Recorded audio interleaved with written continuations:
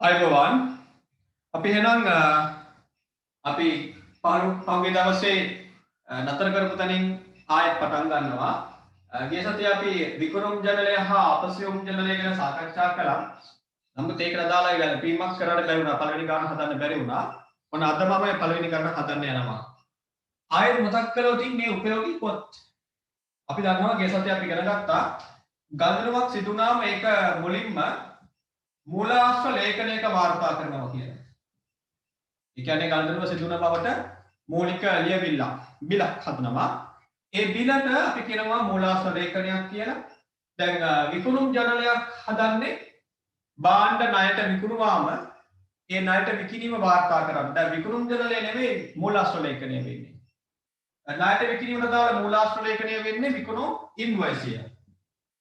දැන් විකුණුම් ඉන්වොයිසය කියන බිල හදලා ඉවරයි. දැන් ඊළඟට මොකද කරන්නේ? විකුණුම් ඉන්වොයිසයේ තොරතුරු දෙවනුව යන කොහාටද? මූලික පොතකට. ණයට විකිණීමට අදාළ මූලික පොත වෙන්නේ මොකද්ද? විකුණුම් ජර්නලය. දැන් ඒකේ මොනවද අපි වාර්තා කරගන්නේ? ගල්දරුව සිදුවන දිනය, ඒ ගල්දරුවට අදාළව සකස් කළ ඉන්වොයිසයේ අංකය ලියනවා. මෙතන විස්තරය කියලා ලියන්න පුළුවන්. මම ගිය සතියේ දුන්නා විකුණුම් කරු කියලා. ගැනුම් කරු කියලා. භාණ්ඩ ණයට විකුණන්නේ අපේ භාණ්ඩ මිලදී ගන්නා කෙනෙක්ට. භාණ්ඩ මිලදී ගන්නා අයට කියනවා ගැනුම් කරු කියලා. එතකොට මෙතන දැන් විස්තරයට වෙනකොට ගැනුම් කරු ලිව්වොත් ගැටුවක් නැහැ. ඊළඟට වටිනාකම රුපියල් 1000 වලින්. හරි. දැන් අපි වාර්තා කරගෙන යමු. ප්‍රශ්නාංක 1 දී මම පොඩි වෙලාවකට ඔයාලට ආයෙත් ස්ක්‍රීන් එකට දෙන්නම් ප්‍රශ්නාංක 1. බලන්න ප්‍රශ්නාංක 1 තියෙනවා. ඒකේ කියනවා සීමිත ජයසූරිය සමාගමේ ජනවාරි මාසයේ සිදු වූ ණයට විකුණුම් විස්තර දෙනවා කියලා. ණයට විකිණීම මුලින්ම සිදු වෙන්නේ 1.5. දැන් ජයසූරිය තමයි භාණ්ඩ විකුණන කෙනා. භාණ්ඩ විකුණන කෙනාගෙන් භාණ්ඩ මිලදී ගන්න එනවා ගැනුම් කරුවෝ 3 දෙනෙක්. වික්‍රම, සුරාජ්, පෙරේරා සහ පුත්‍රයෝ. එතකොට වික්‍රම සමාගමට බිලක් නිකුත් කළා. ණයට විකිණීම සම්බන්ධව බිලක් නිකුත් කරා. ඒකේ අංකය අංක 100. ඊළඟට වටිනාකම රුපියල් 80000. වෙනත් තොරතුරු වල තියෙනවා බැරපත් අංක 22 මගින් 1.7 දින 40000ක විකුණුම් ආපසු හරවා එවන ලදී කියලා. හරි. දැන් එහෙනම් මම වික්‍රමට භාණ්ඩ විකිණීම වාර්තා කරනවා මගේ විකුණුම් ජර්නලයේ. දැන් බෝඩ් එක බලන්න. මුලින්ම දිනය ලියනවා. දින 1.5. ඉන්වොයිස් අංකය 100. විස්තරයට ලියනවා භාණ්ඩ මිලදී ගත් කෙනාගේ නම සීමිත වික්‍රම සමාගම. එයාට භාණ්ඩ විකුණුම් වටිනාකම තියෙනවා 80000 යන්නේ 80ක් ලෙස. මට මේක කළා වගේ මතකයි. ළමයි කිව්වා මම පළවෙනි ප්‍රශ්නේ කරේ නැහැ කියලා. ඇත්තම කරේ නැද්ද? දැන් 80 ලියන හේතුව වෙන්නේ අපි දහස් සංඛ්‍යා වලින් පෙන්වන්නේ. දහස් සංඛ්‍යා වලින් අදහස් කරන්නේ අපි වටිනාකමක් ලෙටරේ ලියද්දී 1000න් බෙදලා ලියන්න පුළුවන්. එතකොට 80 1000න් බෙදුවම ඉතුරු වෙන්නේ 80ක්. 80000 1000න් බෙදුවම ඉතුරු වෙන්නේ 80ක්. එතකොට අපි දහස් සංඛ්‍යා වලින් දක්වද්දී වටිනාකම 1000න් බෙදලා පෙන්වනවා. හරි. ඉරුණ නම් කිව්ව පළවෙනි ගාන හැදුවේ නැහැ කියලා. ඇත්තද ඒ කතාව? මට මේ ටික කියලා දුන්නා වගේ මතකයි. වෙන පන්තිකට දාන්නෙත් නැහැ. හරි. ඔන්න පළවෙනි භාණ්ඩ විකිණීම සිදු කළා. ලියාගත්ත විතරයි නේ. හරි. thank you. ඊළඟට මේ වික්‍රම සමාගම අපෙන් මිලදී ගත්ත භාණ්ඩ කොටසක් නැවත අපට එවනවා. එතකොට විකුණු භාණ්ඩ නැවත ලැබීමත් ගනුදෙනුවක් ලෙස සැලකනවා. ඒ අවස්ථාවකදී හදන මූලාශ්‍ර ලේඛනයට අපි කියනවා බැරපත කියලා. මූලාශ්‍ර ලේඛනයේ භාණ්ඩ අපසේ වන්ති බැරපත. බැරපතේ වාර්තා වෙන තොරතුරු ඊළඟට යනවා කොහාටද? මූලික පොතකට. ඒ මූලික පොත අපි කියනවා නම් මොකද්ද? ආපසු එවුම් ජර්නලය යන්නේ. එහෙනම් ආපසු එවුම් ජර්නලය ලියන්නේ මොනවද කියලා අහුවොත් ඔයාලා කියන්නේ වෙනව මොනවද? ණයට විකුණු භාණ්ඩ හරවා එවුම් විට අපට නැවත අපේ ණය ගැපිව භාණ්ඩ ටික රිටර්න් කරනවා. තේරෙනවද? එහෙම කවම රිටර්න් කළා ආපසු එවුවොත් ඒක ලියනවා කොහේද? ආපසු එවුම් ජර්නලයේ. දැන් වික්‍රම සමාගම ගැන වෙනත් තොරතුරු වල දීලා තියෙනවා. බැරපත් අංක 22 මගින් 1.7 40000ක විකුණුම් ආපසු එවනවා කියලා. ලියන්න ඒක. ආපසු එවන දිනේ 1.7 හදපු බැරපතේ අංකය 22 විස්තරයට ලියන්න බාණ්ඩ එවන කෙනාගේ නම සීමිත වික්‍රම සමාගම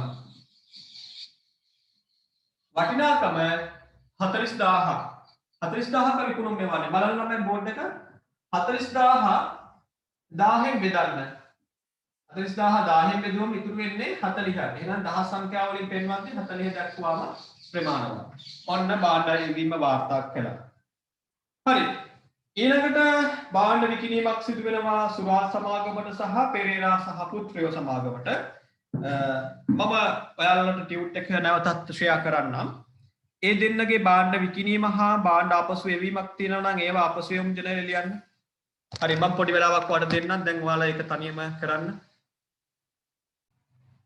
හරි මම හිතන්නේ දුන්න කාලය ඇති දිනය 1:20 විකිණීමක් සිදු වෙනවා විකුණුම් ජනරේ ලියනවා අදපු ඉන්වොයිස් එකේ අංක 101 ගණන්කරුගේ නම සීමිත සුරාජ්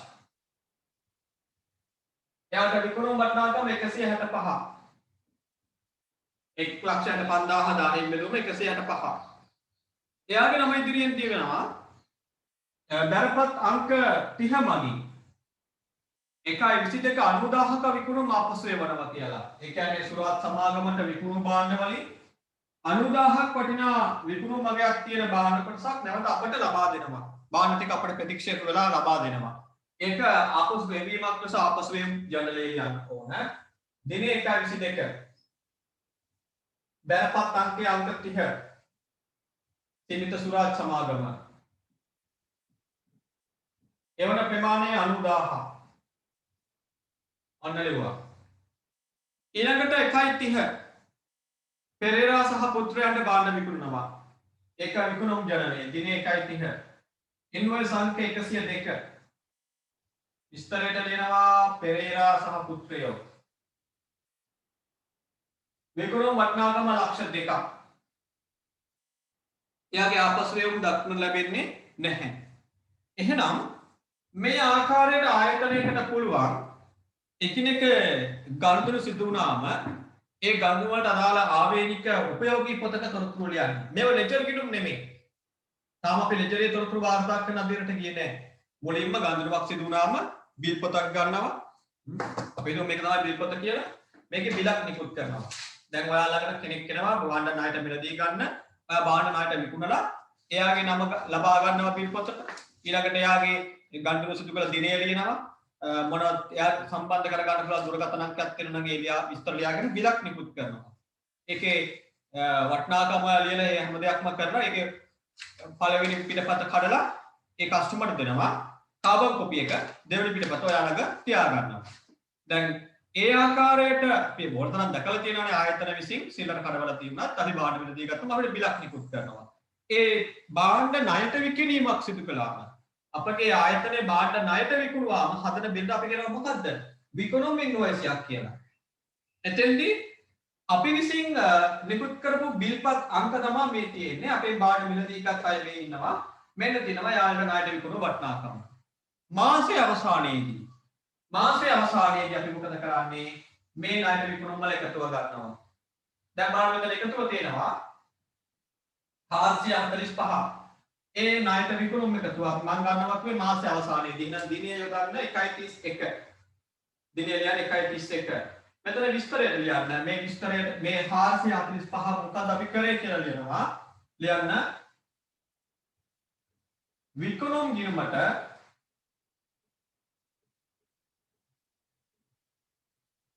පිටපත් කළා. විකුණුම් ගිණුමට පිටපත් කළා 445. ඊළඟට ඒ ආකාරයටම ආපසු එම් එකතුව ගන්නවා. එකතුව තියෙනවා 130ක්. ඒකක් ගන්න ජනවාරි 31. ජනවාරි මාසයේ අවසාන දින ජනවාරි 31. විස්තරය ලියනවා. ආපසු එම් ගිණුමට පිටපත් කළා. ආපසු එම් ගිණුමට පිටපත් කළා. හරි. ඔන්න ඔය ආකාරයට අපි දැන් ඔන්න උපයෝගී පොත් දෙකක් ඉගෙන ගත්තා.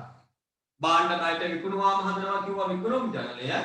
ඒ විකුණු භාණ්ඩ අපිට නැවත ලබා දුන්නොත් කස්ටමර්ස්ලා භාණ්ඩ ප්‍රතික්ෂේප කරලා අපි වෙත භාණ්ඩ එවුවොත් අපි මොකද්ද හදන්නේ? ආපසු එවුම් ජනලය. මේව මොනවද කියලා මුත්තක වලද මෙයට කියන්නේ? උපයෝගී පොත්. උපයෝගී පොත්. මේ උපයෝගී පොත් වලට තව නමක් කියනවා මූලික සටහන් පොත් කියලා. දැන් ඒක අපි ගිය සතියේ සාකච්ඡා කළා. ගිය සතියට දාලා වීඩියෝ එකේ ඔයාලට ඒක බලන්න පුළුවන්. ඒ වගේමයි 21 බැච් එකේ අර මාස 3 කණ්ඩායමේ පන්ති ළමයිට මේ පාඩම දාලා පැහැදිලි කිරීම මේ වන විටත් ඔයාලගේ WhatsApp group එකට මම ලබා දීලා තියෙනවා 2021 බැච් එකට දාලා පැහැදිලි කිරීමක් විදියට. හරි. අපි එහෙනම් මම හිතන්නේ ඔයාලට දැන් උත්තරේ හදාගන්න වෙලාවක් තියෙයි. මම දැන් දෙනවා ඔයාලගේ ස්ක්‍රීන් එකට ප්‍රශ්න අංක 2.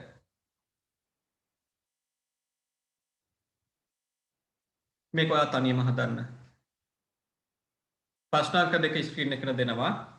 මේ ප්‍රශ්න අංක 2 තිබෙන්නේ 22 බැච් එකේ ළමයිගේ ටියුට් එකේ විතරයි.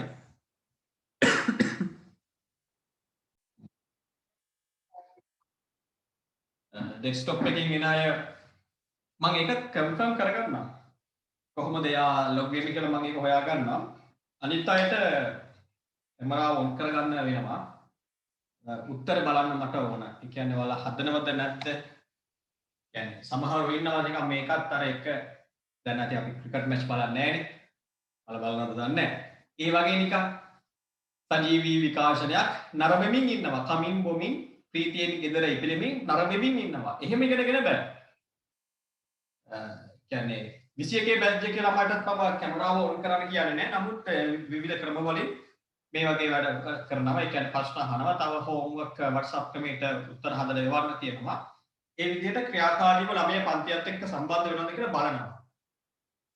හැබැයි දැන් 21 පන්තියේ ඉන්න ප්‍රමාණය ගත්තම ඔයාලා තාමත් කුඩා ප්‍රමාණයක්. දැන් අද ඉන්නේ 11ක්. ඊයේ මගේ 21 බැච් එකේ ඔන්ලයින් පන්තියට එනවා 170ක්. sorry 110ක් විතර ආවා. ගිය ඉරිදා 110ක් විතර. මේ කියන්නේ 11ලා බිඳුවක් පැටලලා. ඒ 110 දෙනාත් පන්තියේ ක්‍රියාකාරීව සහභාගී කරව ගත්තා නම් ඔය 11 දෙනා ගැන මට ඉච්චර ලොකුවට හිතන්න දෙයක් නෑ. ඒ නිසා අනිවාර්යයෙන්ම accounting කියන විෂය අර අහගෙන ඉඳලා මම උගන්වනව බලාගෙන ඉඳලා හදාරන්න පුළුවන් විෂයක් නෙමෙයි. අනිවාර්යයෙන්ම අපි පන්ති කාමරයේ ඉන්නවා කියලා හිතාගෙන ගෙදරදී මේ ගණන් හදන්න ඕන. එහෙම නැතිව රෙකෝඩින් එක ලැබෙනවනේ. රෙකෝඩින් එක ලැබෙන නිසා අපිට මේක කොයි වෙලාවක ලියා ගන්න පුළුවන්ද? වෙන වෙලාවක ලියා ගන්න ඕනේ. දැන් මොක අහගෙන හිටියම ඇති. ඒ විදියට බෑ. මොකද මම ටික ටික දැන් පළවෙනි ගණන් හදද්දී පළවෙනි පාඩම් කිහිපෙදී ටිකක් හෙමින් වැඩ කරන්නේ. හිතාමතාම ඔයාට රූට් කරගන්න වැඩිපුර කාලයක් දෙනවා. හැබැයි ඉස්සරහට යද්දී ටිකක් වේගය වැඩි කරනවා. හිතාමතාම පන්ති කාමරේ මම උගන්වන වේගය කියන්නේ මේ ආකෘති හදන වේගය වැඩි කරනවා. ඒ වේගයත් එක්ක ඔයා ක්‍රමක්‍රමයෙන් වැඩ කළොත් ඔයාගේ ස්පීඩ් එක හදා ගන්න පුළුවන්. විභාගයට ලියන්න ගියාම ගිණුම් කරන විෂයේදී ගොඩක් කාලෙ තියෙන ගැටලුව තමයි දෙවෙනි ප්‍රශ්න පත්‍රය වගේම පළවෙනි ප්‍රශ්න පත්‍රයේ අනේ වෙලාව මදි වුණානේ කියන. ඒ වෙලාව මදි වුණානේ කියලා කියන්නේ කවුද? ගෙදරදී ගණන් හොරට හදපු අය.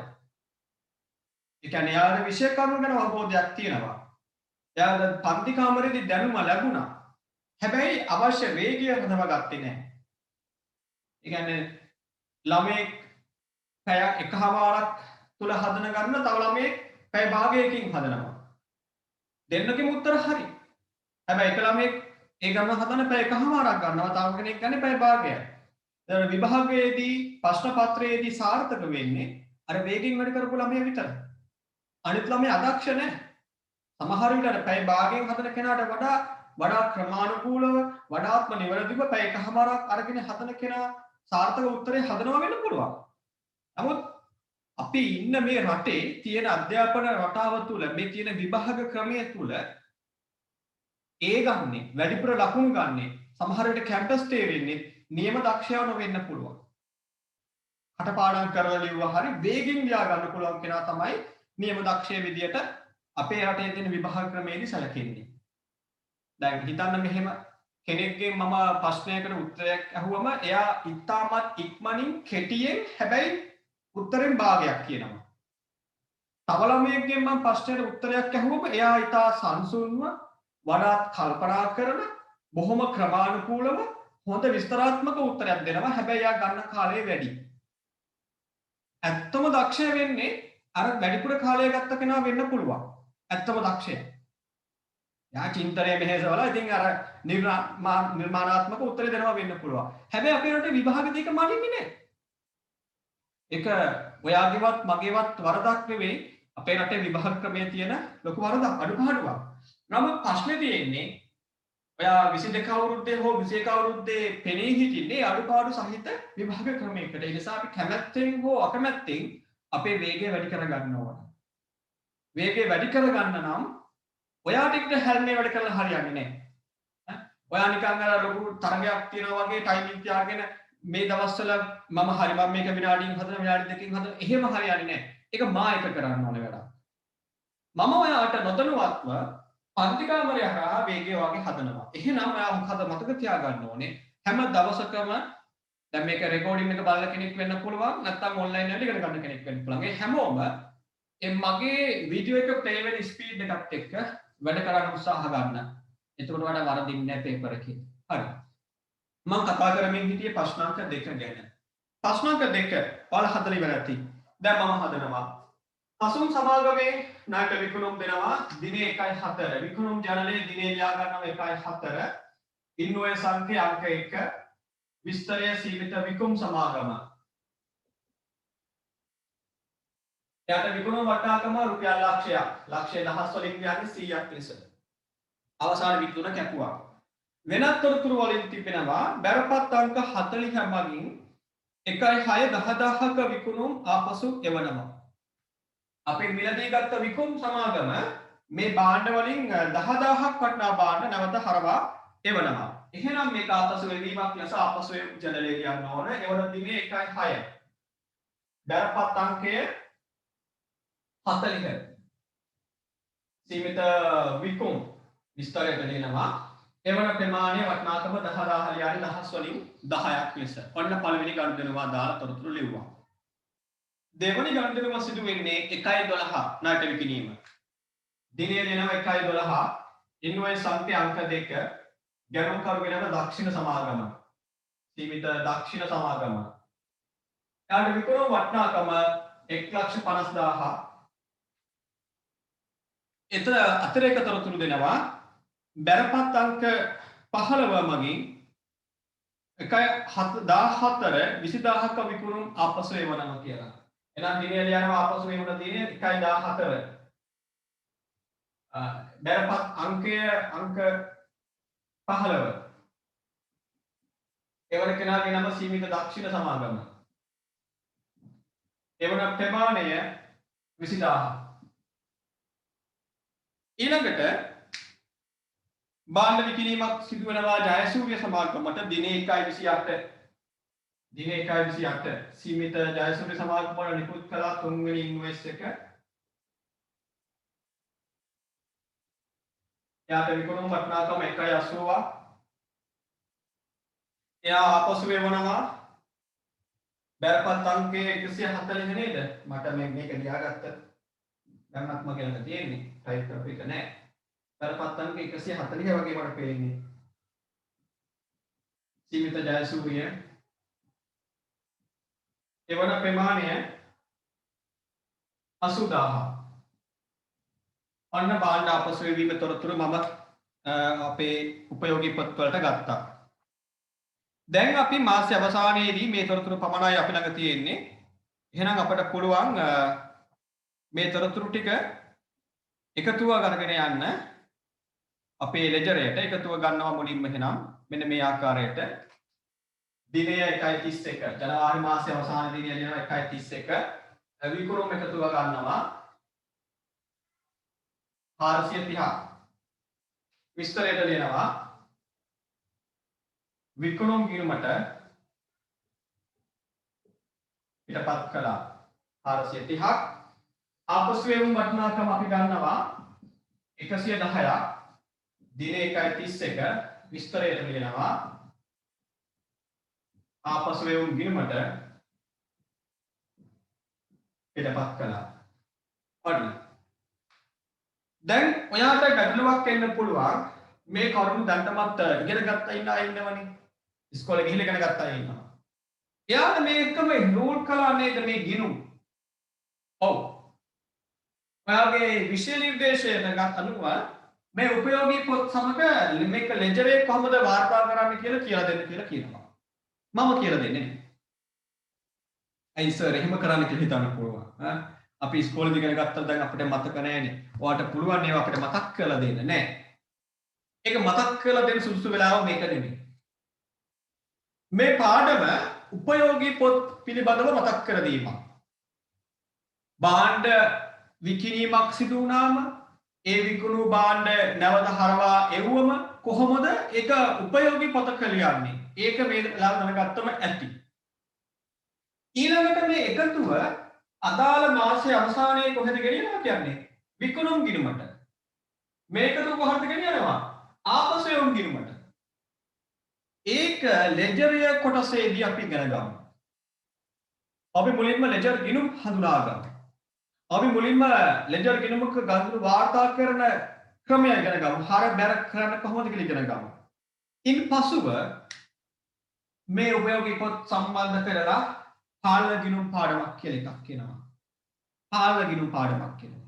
අන්නේ පාලන ගිණුම් පාඩමේදී මේ උපයෝගී පොත්වල තොරතුරු ලෙජර් එකට කොහොමද පිටපත් කරන්න කියලා මම මතක් කරලා දෙන්නම්. අද මතක් කරලා දෙන්න යන්නේ නැහැ. හරි. දැන් යනවා ප්‍රශ්නාංක 3ට. ප්‍රශ්නාංක 3 සීමිත සත්හඬ ව්‍යාපාරයේ ජනවාරි මාසයේ සිදු ණයට මිලදී ගැනුම් තොරතුරු දෙනවා. දැන් අපි ගණන් දෙකක් හැදුවා. භාණ්ඩ ණයට විකිණීම හා භාණ්ඩ විකුණු භාණ්ඩ අපසු වීම තොරතුරු වාර්තා කරනවා. දැන් ඉගෙන ගන්නවා ප්‍රශ්නාංක 3 යටතේ අලුත් උපයෝගී පොත් දෙකක් ගැනුම් ජර්නලය හා ආපසු යවුම් ජර්නලය. මම ආකෘතිය රූල් කරලා පෙන්නන්නම්. ඔයත් පොතේ මේ ආකාරයට ආකෘතිය රූල් කරගන්න.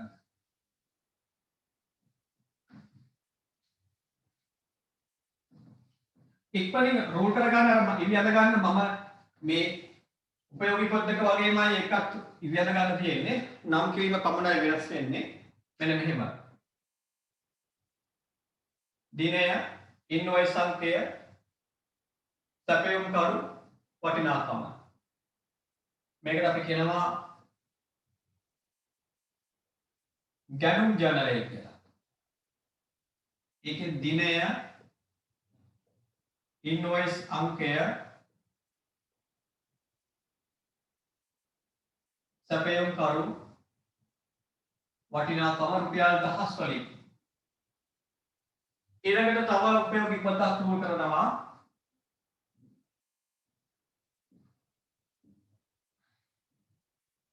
ඒකට අපි කියනවා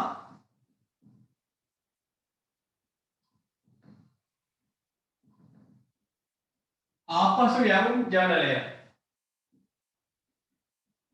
දිනය,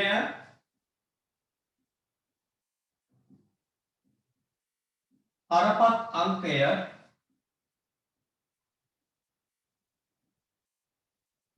සැපයුම් කරු, වටිනාකම. මේ සැපයුම් කරු වෙනුවට විස්තරය කියලා ලිව්වත් ගැටලුවක් නැහැ.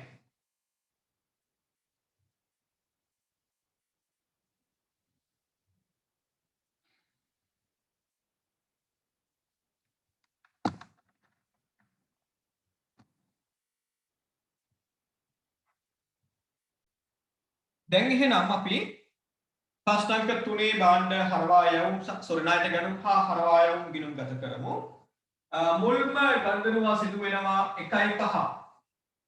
ගැනුම් ජර්නලයේ දිනේ 1.5 ලියන්න. ඉන්වොයිස් අංකය 502. සැපයුම් කරුගේ නම වරුණ සමාගම.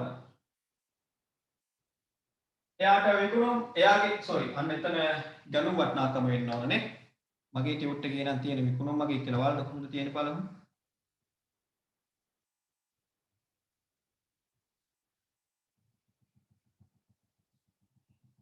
වලගේ හරියට තියෙනවා.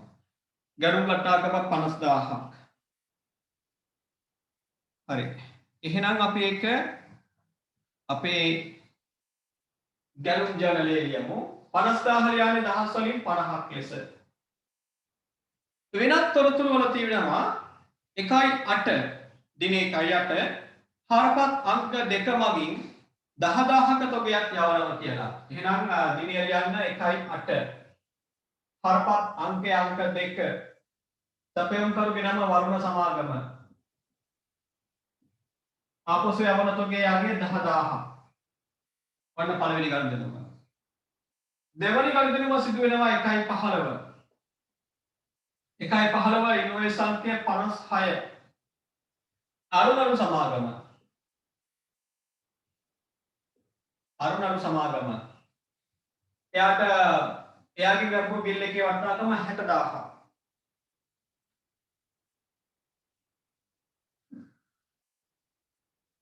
එතන බාණ්ඩ හරවා යවුන්නේ නැහැ.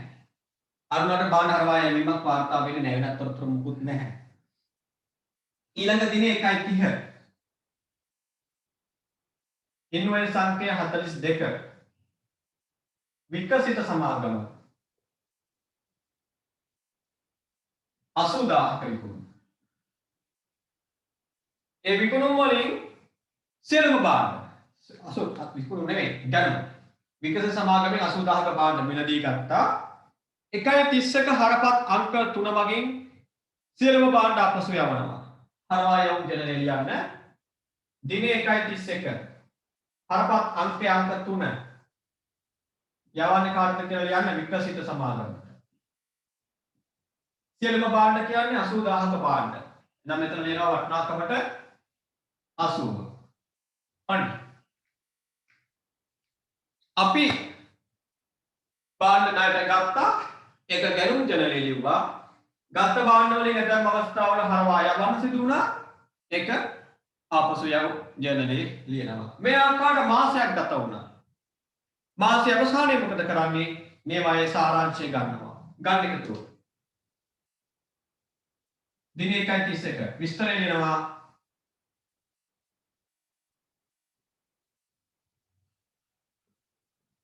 ගැනුම් ගිණුමට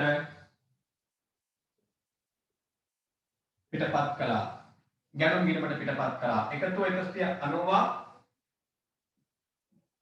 මෙතන එකතු 90000 දිනේ 1.31 විස්තරය ලියනවා. ආපසු යවුම් ගිණුමට පිටපත් කළා. ආපසු යවුම් ගිණුමට පිටපත් කළා. හරි. අපි ඒ හදන්නේ ප්‍රශ්නාංක 3. දැන් ඔයාලට මම පොඩි වෙලාවක් දෙනවා. ප්‍රශ්නාංක 4 තනියම හදන්න.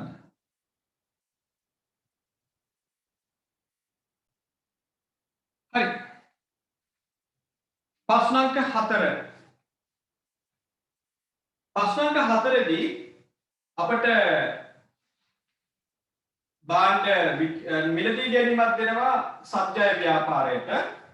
මුල්ම බාණ්ඩ මිලදී ගැනීම සිදු වෙන්නේ 1.2. ඉන්වොයිස් සංඛ්‍ය 55 සැපයුම් කරුගේ නම අරුණ සමාගම.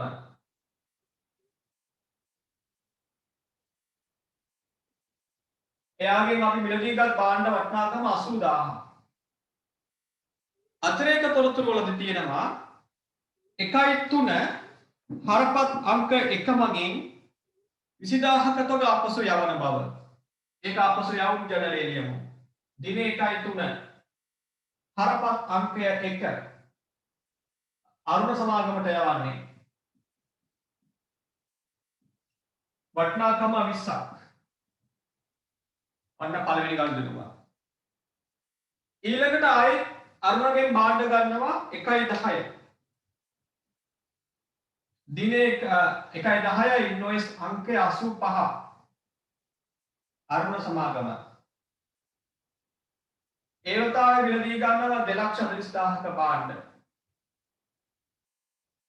හැබැයි 1.13 දින හරපත් අංක 2 මගින් සියලුම බාණ්ඩ හරවා යවනවා.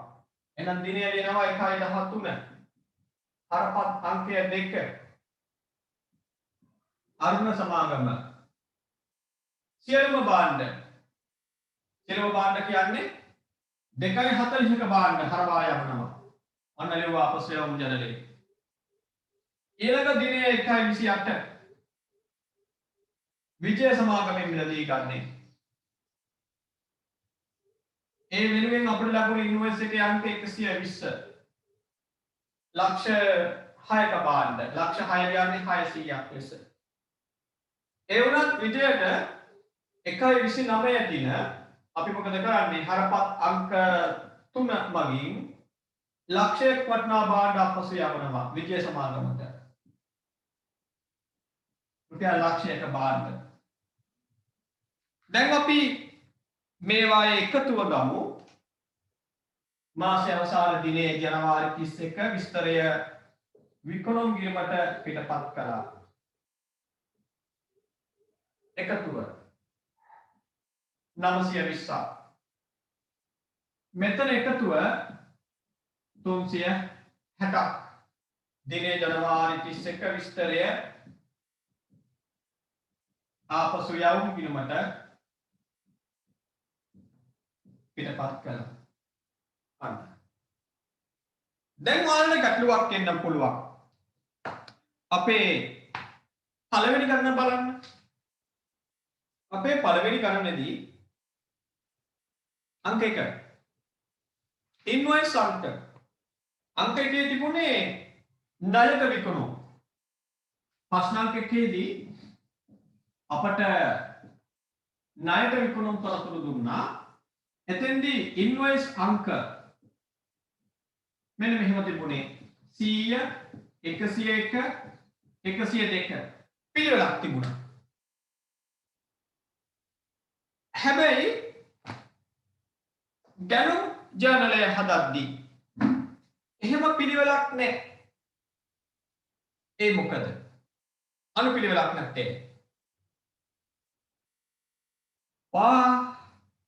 දැක්කලා ඇති. ඒ වගේමයි ඒ අත්දැකීම ලබලා ඇති. බිලක් නිකුත් කරන බිලක් නිකුත් කරන්න නම් තියෙන ව්‍යාපාරයක් තියෙන්න ඕනේ. බිලක් නිකුත් කරනවා නේ. නිකුත් කරපු බිලක් ආට ලැබිලා ඇති. මේ වෙලාවේ මගේ පර්ස් එකේ බිලක් තිබුණාද මම බලමු. දැන් අපිට සාමාන්‍යයෙන් බිලක් ලැබුණම ඒකේ කාබන් කොපි එකක් තියෙනවා. මේ තියෙන්නේ. ඔය කැලේ ගොඩක් තියෙනවා. සල්ලි නැහැ. දැන් මගේ අතේ තියෙනවා බැංකුවේ මුදල් තැන්පත් කළ පත්‍රිකාවක්, තැන්පතු පත්‍රිකාවක් කියනවා. මේක මම බැංකුවට ගියාම කොළ දෙකකින් සමන්විත වෙනවා. ඒකේ මුල් පිටපත බැංකුව තියාගෙන මට එක කොළයක් දුන්නා. ඒ වගේමයි මලක තව තියෙනවා සරසවි බුක් ෂොප් එකට මම ගියා ළඟදී පාස් පේපර් පොත ගන්න, කවුරුනේ පාස් පේපර් පොත ගන්න. ඒ පාස් පේපර් පොත මිලදී ගන්නා විට මම මුදල් ගෙවුව විට මට ලැබුණා මෙන්න මේ වගේ රිසිට් එකක්. ඒකෙම කොපි එකක් ඒ ආයතනයක් තියාගත්තා. මේක නම් පරිගණක මුද්‍රණයක්. දැන් අපි භාණ්ඩ විකුණන විට ඔය මම පෙන්වුවා වගේ බිල්පත් නිකුත් කරද්දී ආයතනයට අනුපිළිවෙලක් තියෙනවා. දැන් හිතන්න මට මේ සරසවි බුක් ෂොප් එක දුන්න මේ මුදල් ගෙවීමට දාන බිල්පතට අංකයක් දැම්ම කියලා මේක අංක 1. එහෙනම් ඊළඟට කස්ටමර් නිකුත් කරන බිලට අපි කියනවා අංක 2 වශයෙන්. ඒ විදිහට ණයට විකිණීමක් කරාම මේක නම් අපිට විකිණීමක්. ආයතනයක් ණයට විකිණීමක් කළාම පළවෙනි ගන්ධනම කරුවාට නිකුත් කරන අංකයට කියනවා අංක 100 කියලා. එහෙනම් දෙවෙනි ගන්ධනම කරුවාට නිකුත් කළේ බිල්පත් අංක 101. දැන් ඉතින්දී ආයතනය මොකද්ද කරන්නේ? මේ වගේ බිල් දෙකක් හදනවා. දැන් දෙවතාවක් කියන්නේ නැහැ. දැන් ඒක හොඳට තේරෙනවා. මේ වගේ බැංකු පිටපතක් දැක්කම. උඩින් තියෙනවා සුදු පාට කොලයක්. ඒකේ අපි ලියනවා එළියන දේ කාබන් කොපි එකක් විදිහට දෙවෙනි එකේ පිටපත් වෙනවා පෑන් එක ලියද්දී. එතකොට එකම ලේඛනය පිටපත් දෙකකින් සමන්විතයි. එතකොට විකුණුම්කරු මොකද කරන්නේ? විකුණුම්කරු තමයි භාණ්ඩ විකුණන විට බිල හදන්නේ. හදලා ඒකේ එක පිටපතක් එයාගෙන් භාණ්ඩ මිලදී ගන්න කෙනාට දෙනවා. තේරුණා කියන එක දැන් මම කියමින් ඉන්නේ ඔන්න අංක 100 කියන ඉන්වොයිස් එක හැදුවා කියන්න. අංක 100 කියන ඉන්වොයිස් එක හදනව කවුද? විකුණුම්කරු විසින්. විකුණුම්කරුගෙන් මේ ඉන්වොයිස් එකේ එක කොපියක් ගන්නව කවුද? ගැනුම්කරු විකුණුම්කරු විසින් අංක 100 තියෙන ඉන්වොයිස් එකේ කොපියක් දෙනවා කාටද? ගැනුම්කරුට. එතකොට එකම ලේඛනය කොපි දෙකක් නේ. විකුණුම්කරුවගේ තියෙන කොපියට කියනවා මොකද්ද? විකුණුම් ඉන්වොයිස් කියලා. විකුණුම්කරුවගේ තියෙනවා විකුණුම් ඉන්වොයිස්. ඒ විකුණුම් ඉන්වොයිස් දෙවනි පිටපත ගැනුම්කරුට ආවම ගැනුම්කරුවකට කියනවා මොකද්ද? ගැනුම් ඉන්වොයිස් කියලා. එහෙම නැතුව භාණ්ඩ මිලදී ගන්නවා කියනවා. දැන් මෙතන අපි හැදුවේ භාණ්ඩ මිලදී ගැනීමක් වාර්තා කරන ලේඛනයනේ. අපි භාණ්ඩ මිලදී ගන්නවා. ඔයා මම භාණ්ඩ මිලදී ගන්නා විට ඉන්වොයිස් හදන්නේ නැහැ. එහෙනම් මේ ගැනුම් ඉන්වොයිස් කියලා අපි ලියන්නේ මොනවද? අපේ විකුණුම් කරුගෙන් ලැබුණු බිල් එකේ අංකේ. තේරුණාද නේද මම කියන්නේ? දැන් අතම් විට අරුණ සමාගමෙන් ලැබෙන අංක 55 දරන බිල් එක. එයාගේම බිල් පොතේ ඊළඟ අංකය 56 වෙන්න බෑනේ 1 2 1 4 දවස් ගණනාවක් තියෙනවා. ඒ අතර අනිත් අයට අරුණ සමාගම භාණ්ඩ නිකුත් කළා. දෙවනුව භාණ්ඩ මිලදී ගත්තම අංක 85 දරන බිල් එක අරුණගෙන් ලැබෙනවා. විජය සමාගමෙන් අංක 120. තව කෙනෙක්ගෙන් අංක 14,005. ඒ විදිහට ඉලක්කම් පිළිවෙලක් නෑ. අනුපිළිවෙලක් නෑ. ඇයි? විවිධ සැපයුම් කරුවන්ගෙන් ලැබෙන ඉන්වොයිස් අංක මේ තියෙන්නේ. ඔයාගේ ආයතනයට එකිනෙකට වෙනස් සැපයුම් කරුවන්ගෙන් භාණ්ඩ ලබා ගන්නා විට ණයට ඒ සැපයුම් කරුවෝ නිකුත් කරන ඉන්වොයිස් අංක තමයි මෙතන ලියන්නේ. අපේ පැත්තෙන් ඒක මොකද්ද? ගැනුම් අනේ සෝරි මෙතන විකුණුම් ගිණුමට කියලා ලියලා නේ. සෝරි. මෙතන ගැනුම් ගිණුම වෙන්න ඕන. අපේ පැත්තෙන් මොකද්ද මේක? ගැනුම් ඉන්වොයිස්. දැන් හිතන්න මම මේ කලින් මේ පෙන්නපු කොලය භාණ්ඩ ණයට මිලදී ගැනීමක් කියලා. මේ කොලයෙන් මම මගේ විස්තර තියෙනවා භාණ්ඩ ණයට මිලදී ගැනීමක් ගැන. එතකොට මම මේකට කියනවා මොකක්ද? ගැනුම් ඉන්වොයිස් කියලා. මේක නිකුත් කළ ආයතනය. නිකුත් කළ ආයතනය මේකට කියනවා මොකද්ද? ඒක ඊළඟ කපියකට කියනවා මොකද්ද? විකුණුම් ඉන්වොයිස් කියලා. අන්න ඒ විදිහට තමයි ඉන්වොයිස් අංක විකුණද්දී අනුපිළිවෙලක් එන්නේ මිලදී ගනිද්දී අනුපිළිවෙලක් එන්නේ නැති. ඒ වගේමයි භාණ්ඩ හරවා යවන විට ඔයාගේ ආයතනයට මිලදී ගත්ත භාණ්ඩ ඔයා නැවත සැපයුම් කරුවන්ට හරවා යවනවා. ඔයාගේ ආයතනයේ භාණ්ඩ නැවත සැපයුම් කරුවන්ට හරවා යවන විට හරපත හදන්න ඕන. ඒක තමයි මූලාශ්‍ර ලේඛනය. හරපත හදන්නේ ඔයා.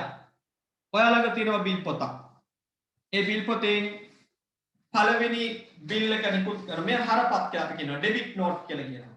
පළවෙනි ඩෙබිට් නෝට් එක නිකුත් කරනවා කාටද? ආරුණ සමාගමට. දෙවනි ඩෙබිට් නෝට් එක දෙවනි හරපත නිකුත් කරනවා කාටද? ආරුණ සමාගමට. තුන්වෙනි කොලේ නිකුත් කරනවා කාටද? විජය සමාගමට. එතෙන්දී හරවා යවන විට භාණ්ඩ හරවා යවන විට අපි හරපත් හදනවා. ඒවාට අනුපිළිවෙලක් තියෙන්න ඕන. එහෙනම් ඔයාලට දැන් මම කියන එක පැහැදිලි ඇති. එකම ලේඛනය ඒ ලේඛන භාවිතා කරන කෙනා අනුව වෙනස් වෙනවා. දැන් මේ අපි හදන හරපතට අරුණ සමාගම කියන්නේ බැරපත කියලා. අරුණ සමාගම කියන්නේ බැරපත කියලා. බලන්න මම පොඩ්ඩක් ඔයාට ආයෙත් ඒක මතක් කරලා දෙන්නම් ස්ක්‍රීන් එකට ෂෙයා කරන්නම් අර මූලාශ්‍ර ලේඛන තියෙන පේජ් එක.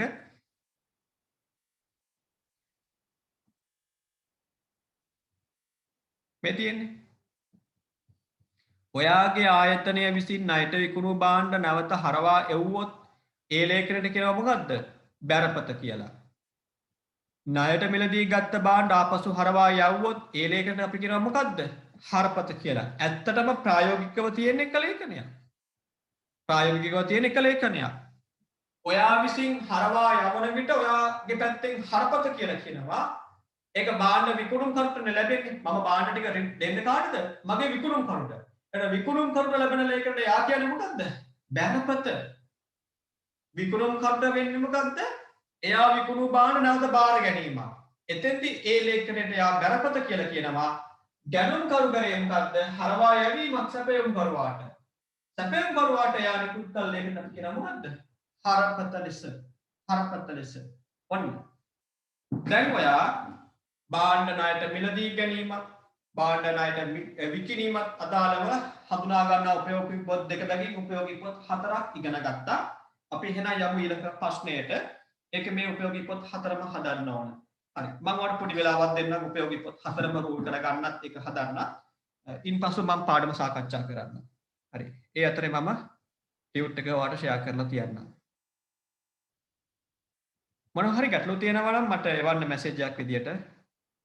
ඔයාලගේ Zoom app එකෙන් chat box එකක් තියෙනවා. මට private message දාන්න පුළුවන්. මම ඒවා අනිත් අයටත් ඇහෙන කියලා උත්තරේ පැහැදිලි කරන්නම් ගැටලු තියෙනවා නම් අහන්න.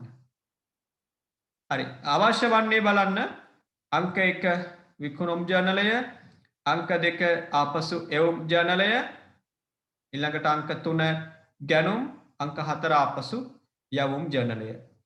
හරි මම ටික අකුරු ලොකු කරලා පෙන්වන්නම් දැන්. ඔන්න උපයෝගී පොත් 4ම හදන්න ඕනේ. මේක ළමයි උපයෝගී පොත් වලට අදාළව මේ මොනවද? උපයෝගී පොත් නෙවෙයි. මූලාශ්‍ර ලේඛන අංක නැහැ. ඉන්වොයිස් අංක, හරපත් අංක නැහැ. එතන ඒ තීරුව රෝල් කරන්න, රෝල් කරලා ඒ තීරුව හිස්ව තියන්න. හරි වැඩේ පටන් ගමු දැන්. මම දැන් ප්‍රශ්න අංක 5 ඔයා එක්ක හදන්නම්. අපට මුලින්ම දෙනවා ණයට විකුණුම් තොරතුරු.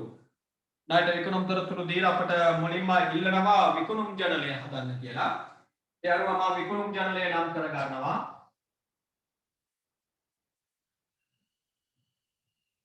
දිනය, ඉන්වොයිස් අංකය,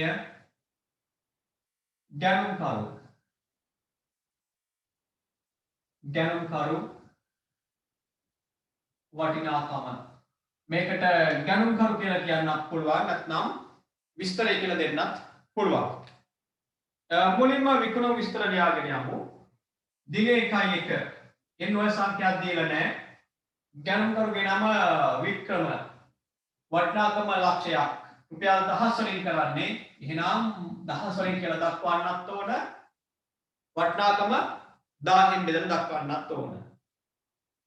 වෙනත් තොරතුරු යටතේ තිබෙනවා 1.5 20000ක විකුණුම් ආපසු එවනවා කියලා. වික්‍රම භාණ්ඩ හරවා එවනවා. ඒක මම ලියා ගන්නවා ආපසු එවුම් ජර්නලයේ. ආපසු එවුම් ජර්නලයේ මුලින්ම දිනය, ඊළඟට බැරපත් අංකය, ගැනුම්කරු, වටිනාකම. දින 1.5 බැරපත් අංකය දුන්නේ නැහැ. ගැනුම්කරුගේ නම වික්‍රම.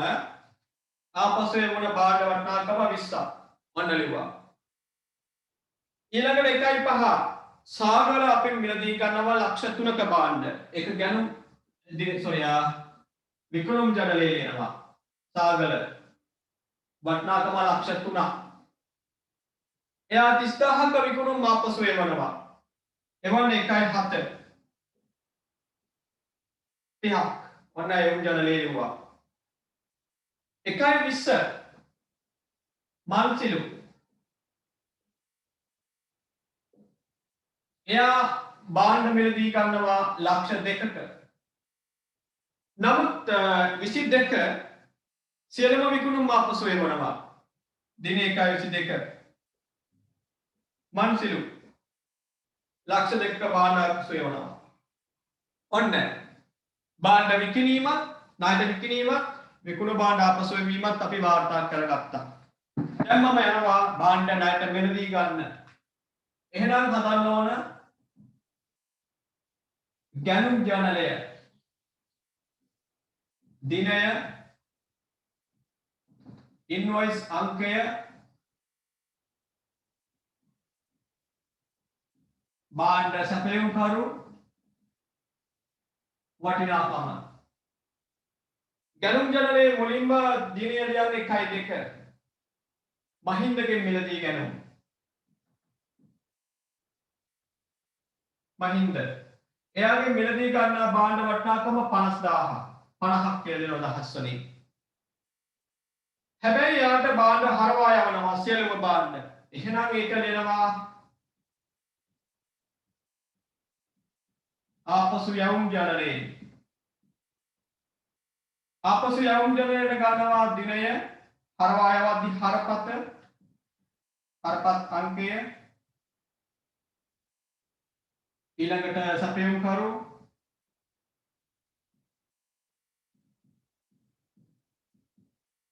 වටිනාකම හරවායවන දින 1.4 හරපත් අංකයක් දීලා නැහැ සපයුම් කරුගේ නම මහින්ද ආපසු යවන වටිනාකම සිරුරු බලන්නේ 50000 1.6 සරත් එයාගෙන් බිලදී ගන්නවා 70000ක භාණ්ඩ. ඔන්න ගැනුම් ජනලේ ලිව්වා. ඒ 70000ක භාණ්ඩ වලින් 8 වෙනිදා 10000ක තොගයක් ආපසු යවනවා. දිනේ 1.8 සරත් සපයුම් කරු. එයාට හරවා යවන ප්‍රමාණය 10000. ඔන්න ඒක යවුම් ජනලේ ලිව්වා. ඊළඟට භාණ්ඩ බෙලදී ගන්නවා 1.30 ජාලියගේ දිනේ 1.30 ජාලිය එයාගේ මිලදීගත් භාණ්ඩ වටිනාකම 40ක්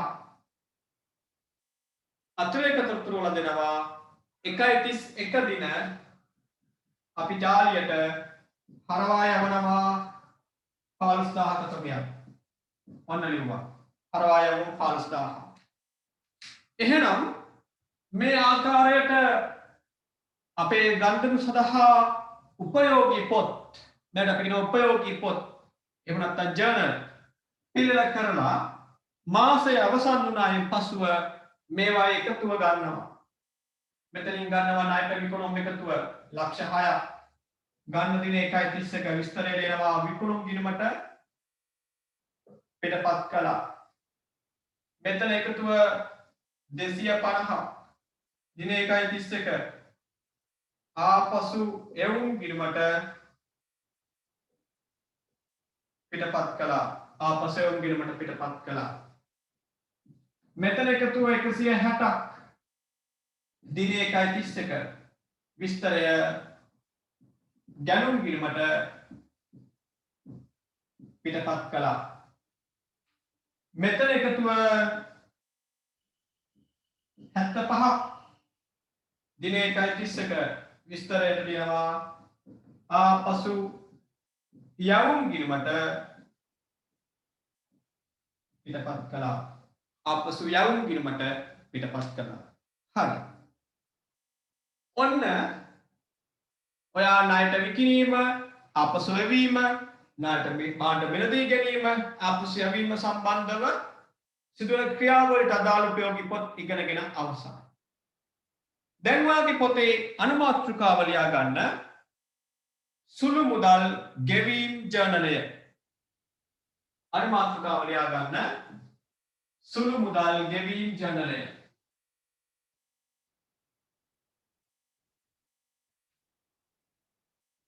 මෙන්න මෙහෙම සුළු මුදල් ගෙවීම් ජර්නලය අනුමාත්‍රිකාව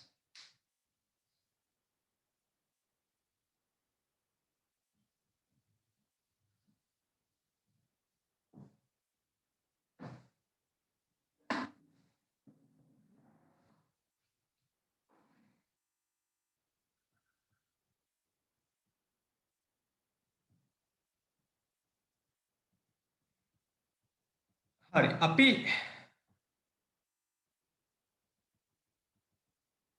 මෙහෙම ලියමු විස්තරයක් අපි ඒකට පැහැදිලි කිරීමක් ලියා ගමු ආයතනයක මම කියන නෝට් එක ලියා ගන්න ආයතනයක සුළු වටිනාකම් සහිත මෙලදී ගැනුම් ආයතනයක සුළු වටිනාකම් සහිත ගෙවීම් කියලා ලියන්න ආයතනයක සුළු වටිනාකම් සහිත ගෙවීම්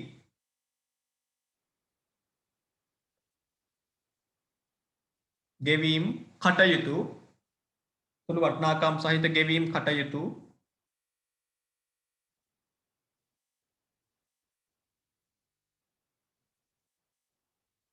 සුළු මුදල් භාරකරු හරහා සිදුවන අතර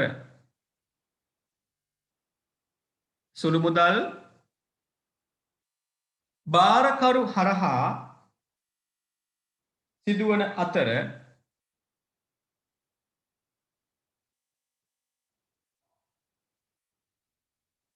එම ගෙවීම් වාර්තා කරගන්නා එම ගෙවීම් වාර්තා කරගන්නා උපයෝගී පොත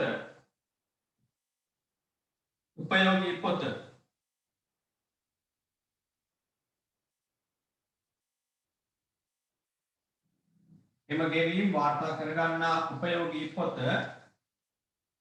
සුළු මුදල් ගෙවීම් ජර්නලය ලෙස හඳුන්වයි. සුළු මුදල් ගෙවීම් ජර්නලය ලෙස හඳුන්වයි.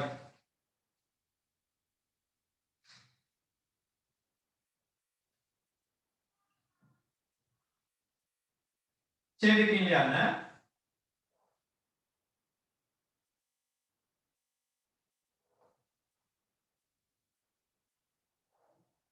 අලුත් ඡේදකින් ලියන්න. කවුද මේ ප්‍රශ්න අහන්නේ? මං ආයේ කියන්නම් කියලා මතකත් නැහැ පොතක් බලන්න නෙවෙයි කිව්වේ මතකින් කිව්වේ ආයතනයක සුළු වටිනාකම් සහිත ගෙවීම්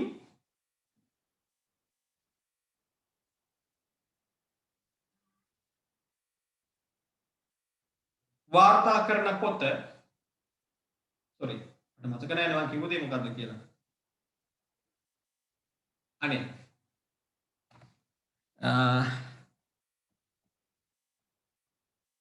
අයියෝ මට මතක නැහැ පුතා මම මොකද්ද කිව්වේ කියලා මං chance එක දෙන්නම් කාටද කවුද අපිට මේ කිව්වේ මේ කවුද චතුක පුළුවන් නේද නෝට් එක කියන්න චතුක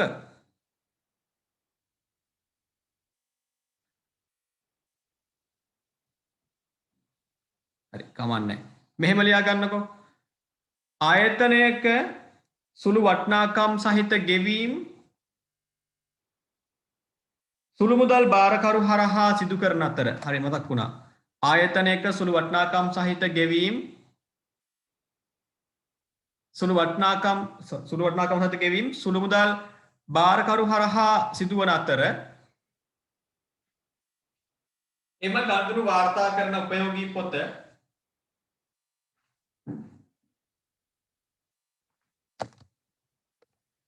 එම ගනුදෙනු වාර්තා කරන උපයෝගී පොත සුළු මුදල් ගෙවීම් ජර්නලය ලෙස හඳුන්වයි.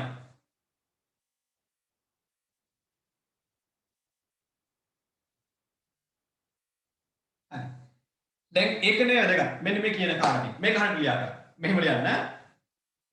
කිසියම් කාලච්ඡේදයක් සඳහා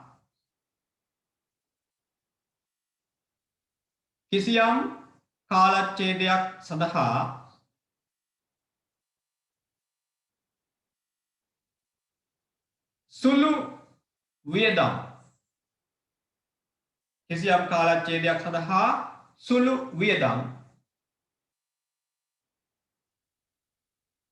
දැරීම සඳහා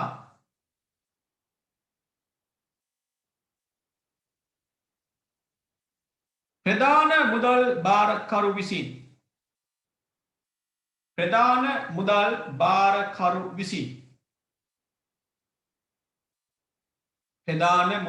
භාරකරු විසින්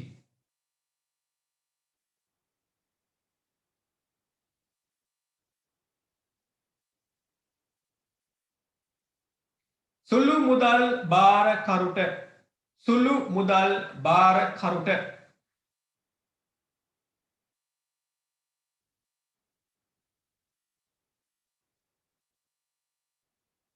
කාලච්ඡේදයේ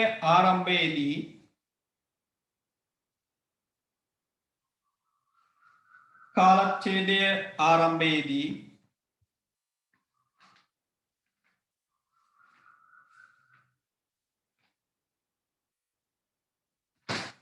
ලියාගන්න බැරි වුණාද?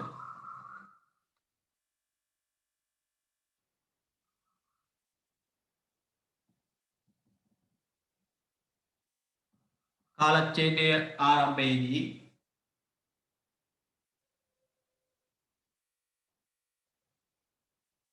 ප්‍රදානය කරන මුදල ප්‍රදානය කරන මුදල ප්‍රදානය කරන මුදල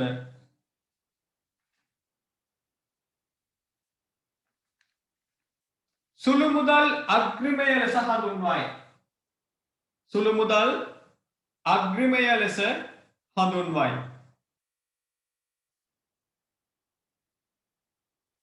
මම ආයෙත් කියන්නම්. කිසියම් කාලච්ඡේදයක් තුල සුළු වියදම් දැරීම සඳහා සුළු මුදල් භාරකරු වෙත ප්‍රධාන මුදල් භාරකරු විසින් ප්‍රධාන කිසියම් කාලච්ඡේදයේ ආරම්භයේදී ප්‍රදානය කරන මුදල සුළු මුදල් අග්‍රිමය ලෙස හඳුන්වයි. මම ඒක පැහැදිලි කරන්නම්. දරුවනේ ආයතනයක ඉන්නවා ප්‍රධාන මුදල් භාරකරුවෙක්. ප්‍රධාන මුදල් භාරකරුවෙක් ඉන්නවා. මේ ප්‍රධාන මුදල් භාරකරු ආයතනයේ මුදල් සම්බන්ධව ඉහළම නිලධාරියා වෙන්න පුළුවන්.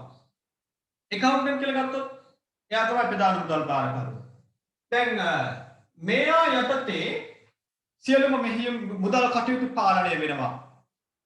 දැන් මහා පරිමාණ ආයතනයක ඇකවුන්ටන්ට් යටතේ ඉන්නවා චීෆ් කැෂියර් කියලා ප්‍රධාන මුදල් අය කැමිවරේ.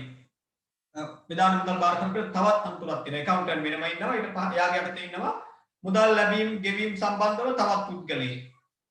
හැබැයි ඒ පුද්ගලයා ප්‍රධාන මුදල් භාරකරු සෑම මුදල් ලබා ගැනීමක් වගේම සෑම මුදල් ගෙවීමක් සම්බන්ධයෙන් වග කියන කෙනෙක්. ආයතනයක විවිධ වටිනාකම් සහිත ගනුදෙනු සිදු වෙනවා.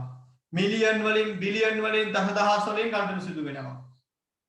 ඒ අතරේ රුපියල් 50 රුපියල් 100 200 250 වගේ වටිනාකම් වල ගනුදෙනු සිදු වෙනවා. විශේෂයෙන් ගෙවි ආයතනයේ ඉන්න සේවකයන්ට සංග්‍රහ කරන්න සීනි පිටි ටිකක් ගන්න ඕන. ආයතනයේ සේවකයෙක් තවත් ආයතනයකට යවන්න ටැක්සියක් හයර් කරගන්නවා. එතකොට ඒ කුලීගත ගාස්තුව ගෙවන්න ඕන. හදිසියෙම ආයතනයට එනවා අපේ ගනුදෙනුකරුවෙක් ලන්ච් ටයිම් එකේ ඉන්නේ. ඉතින් අපි හිතවත් ගනුදෙනුකරුවෙක් අපියාට කෑම වේලක් ලබා දෙනවා. එතෙන්දී ඒ කෑම වේල සඳහා රුපියල් 1500ක 500ක වගේ ඒ ගාස්තුවක් වේදමක් දරන්න ඕන. ඉතින් ඒ වගේ වේදම් කරද්දී ඒ හැම දෙයකටම ප්‍රධාන මුදල් භාරකරුට කඩේ යන්න බෑ. හදිසියෙම නිලධාරීන්ගේ මීටින් එකක් තියෙනවා. ඒ මීටින් එකේ සංග්‍රහවලට කෝලි කුට්ටියවරියක් කෙසෙල් කෙසෙල් කෝලි කුට්ටිය ආයෙත් කෙසෙල් කන්නේ නැහැ නේද? කෝලි කුට්ටිය කියන්නේ කෙසෙල්නේ. කේක් වගේ මොන හරි පොඩි කෑම ටිකක් මිලදී ගන්නවා. එතකොට චෙක් එකක් අස්සම් කරගෙන ගිහිල්ලා බාණ්ඩ මිලදී ගැනීම කරන්න බෑ. කෙසෙල් අලවි කරන කෙසෙල් වෙලෙන මහත්මයා චෙක් පොතක් බාර ගන්නවා වගේ නැති වෙන පුළුවන් ඔය කිලෝ එකමාරක කිලෝ දෙකක වගේ කෙසෙල් අවර දෙකක් විතර විකුණලා. එයාට මුදල් ඕන. ඒ වගේම මේ ගෙවීම් කරන්න ප්‍රධාන මුදල් භාරකරු නැත්නම් ඇකවුන්ටන්ට් මහත්තයා ටයි එක ගලවලා සාක්කුවේ දාගෙන නැත්නම් ඩයි එක දාගෙන කාර් එක යන්නේ නැහැ කෙසෙල් ගන්න කියලා. ඒකට ඉන්නවා වෙනම කෙනෙක්. අන්න එයාට අපි කියනවා කවුද? සුළු මුදල් භාරකරු. සුළු මුදල් භාරකරු. මෙයා තමයි කඩේ යන්නේ. ඕනම රාජ්‍ය ආයතනයක වගේ ඕනම පෞද්ගලික ආයතනයක් මෙයා දක්වන්න ලැබෙනවා. ගිණුම් අංශයේ සේවකයෙක්. පිරිමි කෙනෙක් බොහෝ වෙලාවට කඩේට තමයි යාක රස්සාව වෙන්නේ. අනුන්ට නෙමෙයි. තමන්ගේ ආයතනෙට නෙමෙයි. ඒක තමන්ගේ රැකියාව. ඒක හාසල ලක් කරන්නත් බෑ. මොකද ආයතනේ පවත්වා ගන්න මේ පුද්ගලයා අවශ්‍යයි. හදිස්සියකට ලියුමක් තැපල් කරන්න ඕන. තැපල් කන්තෝට යනවා. සමහර වෙලාවට සුළු මුදල් භාරකරු සුළු මුදල් භාරකරු කටයුතු නිලධාරියෙක් නොවන කෙනෙක් ඊට පහළ කම්කරු මට්ටමේ කෙනෙකුත් කරනවා වෙන්න පුළුවන්. PM කෙනෙක් කියලා අපි කියන්නේ. ඒ වගේ කෙනෙක් වෙනවා පුළුවන්. ඉතින් මෙයාට අවශ්‍ය මුදල් දැන් අපි මෙහෙමයි කරන්නේ. ජනවාරි 1 ඉඳලා ජනවාරි 31 කාලයට ඔෆිස් එකේ පොඩි වියදම් කරන්න මෙයාට මුදලක් දෙන්න ඕන. ඒ මුදල මුලින්ම ලැබෙනවා කාගෙන්ද? ප්‍රධාන මුදල් බාරකරුගෙන්. අපි හිතමු මේ මාසයේ වෙනමඩ රුපියල් 50000ක් ඕන කියලා. ඒ කියන්නේ වටිනාකමෙන් අඩු ගෙවීම් කරන මාසයකට 50000ක් විතර වැය වෙනවා. එහෙනම් මුලින්ම මොකද කරන්නේ? ප්‍රධාන මුදල් බාරකරු accountant කෙනෙක් හිතන්න මෙයා චෙක් එකක් ලියනවා, කෑෂ් චෙක් එකක් ලියනවා, මුදල් චෙක් පතක් ලියනවා බැංකුවට. බැංකුවේ චෙක් එක මාරු කර ගන්නවා. මුදල් ගෙනවා කීයද? 50000. ඒක දෙනවා කාටද? සුළු මුදල් බාරකරුට. දැන් මාසේ ආරම්භයේ එක දෙන්නේ ජනවාරි 1 50000ක් ලැබෙනවා මෙන්න මෙයාට. ඒ ලැබුණ මුදලට අපි කියනවා මොකක්ද? අග්‍රිමයක් කියනවා. දැන් සුළු මුදල් බාරකරු ධනවත් වුණා 50000කින්. එයා වියදම් කරගෙන යනවා. හැබැයි මේ වියදම් කරන සෑම වියදමක් වෙනුවෙම බිලක් එයා ළඟ තියෙන්න ඕන. කුලී රථයක ගියා නම් කුලී රථ ගාස්තුවට අදාළව ඒ ටැක්සි ඩ්‍රයිවර්ගෙන් ලියුමක් හරි ගන්න ඕන. මොකද අපේ රටේ ටැක්සි වල සාමාන්‍යයෙන් බිල්පත් නිකුත් කරනවා අඩුයිනේ. හදිස්සියෙන් තමයි බිල්පත් නිකුත් කරන ටැක්සි එකක් අපිට ළඟ හමු වෙන්නේ. ඒ ටැක්සි ඩ්‍රයිවර්ගෙන් එයාගේ වාහනය අංකෙද යොදලා ලියුමක් ලියව ගන්නවා මම මේ ටැක්ස් කුලී රථයෙන් මේ නිලධාරියා අපේ වාහනය කරලා මේ ගාස්තු අය කළා කියලා. කඩේකට ගිහලා පොඩි බාන ටිකක් කියලා දී ගත්තා නම් ඒක සඳහා අනිවාර්යෙන් බිලක් ඉල්ල ගන්න පුළුවන්. ලිපියක් තැපල් කළා නම් තැපල් කන්තෝරුවෙන් ඒකට දාලව බිල්පතක් ලැබෙනවා. අන්න ඒ ආකාරයට ජනවාරි 31 වන විට අපි හිතමු සුළු මුදල් බාරකරු වියදම් කරා රුපියල් 40000. 50000ක් ලැබුණා 40000ක් වියදම් කළා. ඊළඟ ජනවාරි 31 යා කෙටිනෝ කියද බැලන්ස් එක 10000. ඊළඟ මාසය පෙබරවාරි 2.1 2.28 මාසෙ ඉවර වෙනවා නේද? 31ක් වෙකන් නැහැ පෙබරවාරි මාස දවස්. මේ මාසේ වියදම් කරන්න සුළු මුදල් බාරකරුට මුදල් අවශ්‍යයි. දැන් මෙතනදී මම කිව්වා අග්‍රිමයක් කියලා වචනයක්. අග්‍රිමය ආයතනයක එදිනදා වියදම් කරන්න නැත්නම් සුළු වටිනාකම් සහිත වියදම් දරන්න අපි තීරණය කළ මුදල 50000 නම් ඒක තමයි අග්‍රිමය කියන්නේ. ඒකෙන් අපේ ප්‍රතිපත්තිය වෙන්නේ සෑම මාසයක් ආරම්භයේම අග්‍රිමය 50ක් වෙන්න ඕන. නමුත් දරුවනේ ජනවාරි මාසයේ 50000ක් ලැබුණා ඒකෙන් 40ක් වියදම් කළා. යනවා ජනවාරි 31 මෙයාලට තියෙන 10000යිනේ. එතකොට පෙබරවාරි මාසයේ වියදම් කරන්න මේ 10000 මදි. අපේ ආයතනයේ ප්‍රතිපත්ති අග්‍රිමය 50000ක් වශයෙන් තියාගන්න එක. එහෙනම් පෙබරවාරි පළවෙනිදට ප්‍රධාන මුදල් බාරකරු සුළු මුදල් බාරකරුට ආයෙ මුදල් දෙන්න ඕන. මම මොකද කිව්වේ? පෙබරවාරි 1 නැවතත් ප්‍රධාන මුදල් බාරකරු විසින් සුළු මුදල් බාරකරුට මුදල් ලබා දෙන්න ඕන. කීයද ලබා දෙන්න ඕනේ? 50ක්ම දෙන්න ඕනද? නෑනේ. අග්‍රිමය කීයද? 50000යි. මේ වගේ යාළුවෝ මුදල් තියෙනවා කීයද? 10000ක් තියෙනවා. එහෙනම් 10000න් 50000 හදා ගන්න තව කීයද දෙන්න ඕනේ? 40000ක් දුන්නම ඇති නේද? අන්න. සෑම මාසයක් පාසාම සුළු මුදල් බාරකරු මුදල් වැය කරනවා. ඒ වැය කළ මුදල නැවත ප්‍රධාන මුදල් බාරකරුගේ සුළු මුදල් බාරකරු ඊළඟ මාසයට විදර්ශනා ඉල්ල ගන්නවා. අපි ඒකට කියනවා අග්‍රිමය ප්‍රතිපූර්ණය කරනවා කියලා. දැන් අපි මුලින් ඡේදය එක ලියාගත්තා. පරිච්ඡේදයක් ආරම්භයේදී දෙන්නේ. ආරම්භයේදී ඒ කාලයේ වියදම් කරන්න සුළු මුදල් බාරකරුට ප්‍රධාන මුදල් බාරකරුගෙන් මුදලක් ලැබෙනවා. අපි ඒකට කියනවා කිව්වා මොකද්ද? සුළු මුදල් අග්‍රිමය කියලා. අලුත් ඡේදකෙ ලියා ගන්න. දෙවන ඡේදය වශයෙන් ලියා ගන්න මෙහෙම. කිසියම් කාලච්ඡේදයක් තුල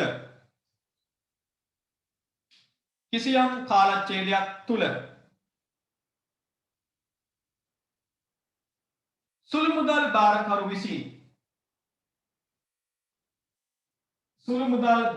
විසින්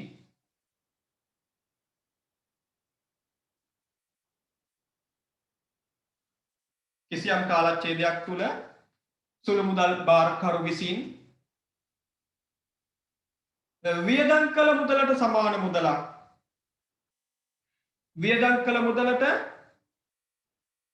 මුදලක්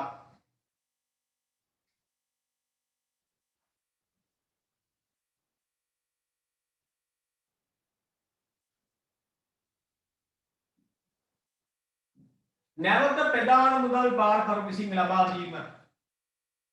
නැවත ප්‍රධාන මුදල් භාරකරු විසින් ලබා දීම.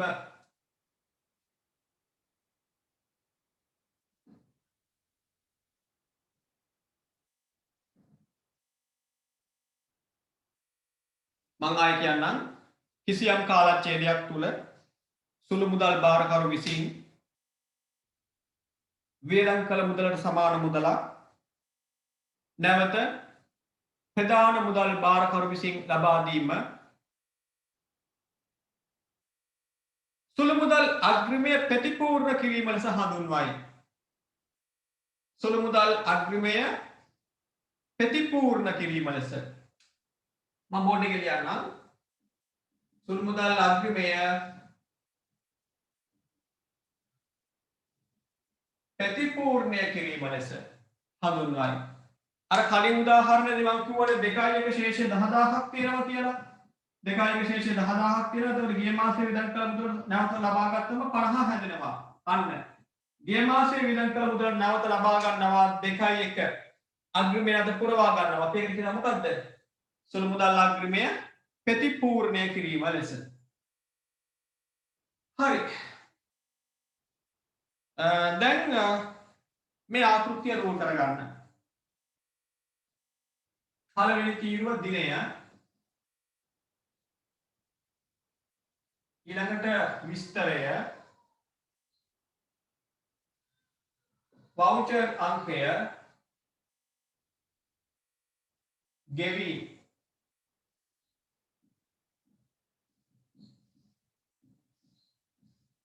මෙතන විශ්ලේෂණ තීරු 4ක් තියෙනවා. ඊළඟට වෙනත් ගෙවීම්, ලෙජර් පිටු අංකය,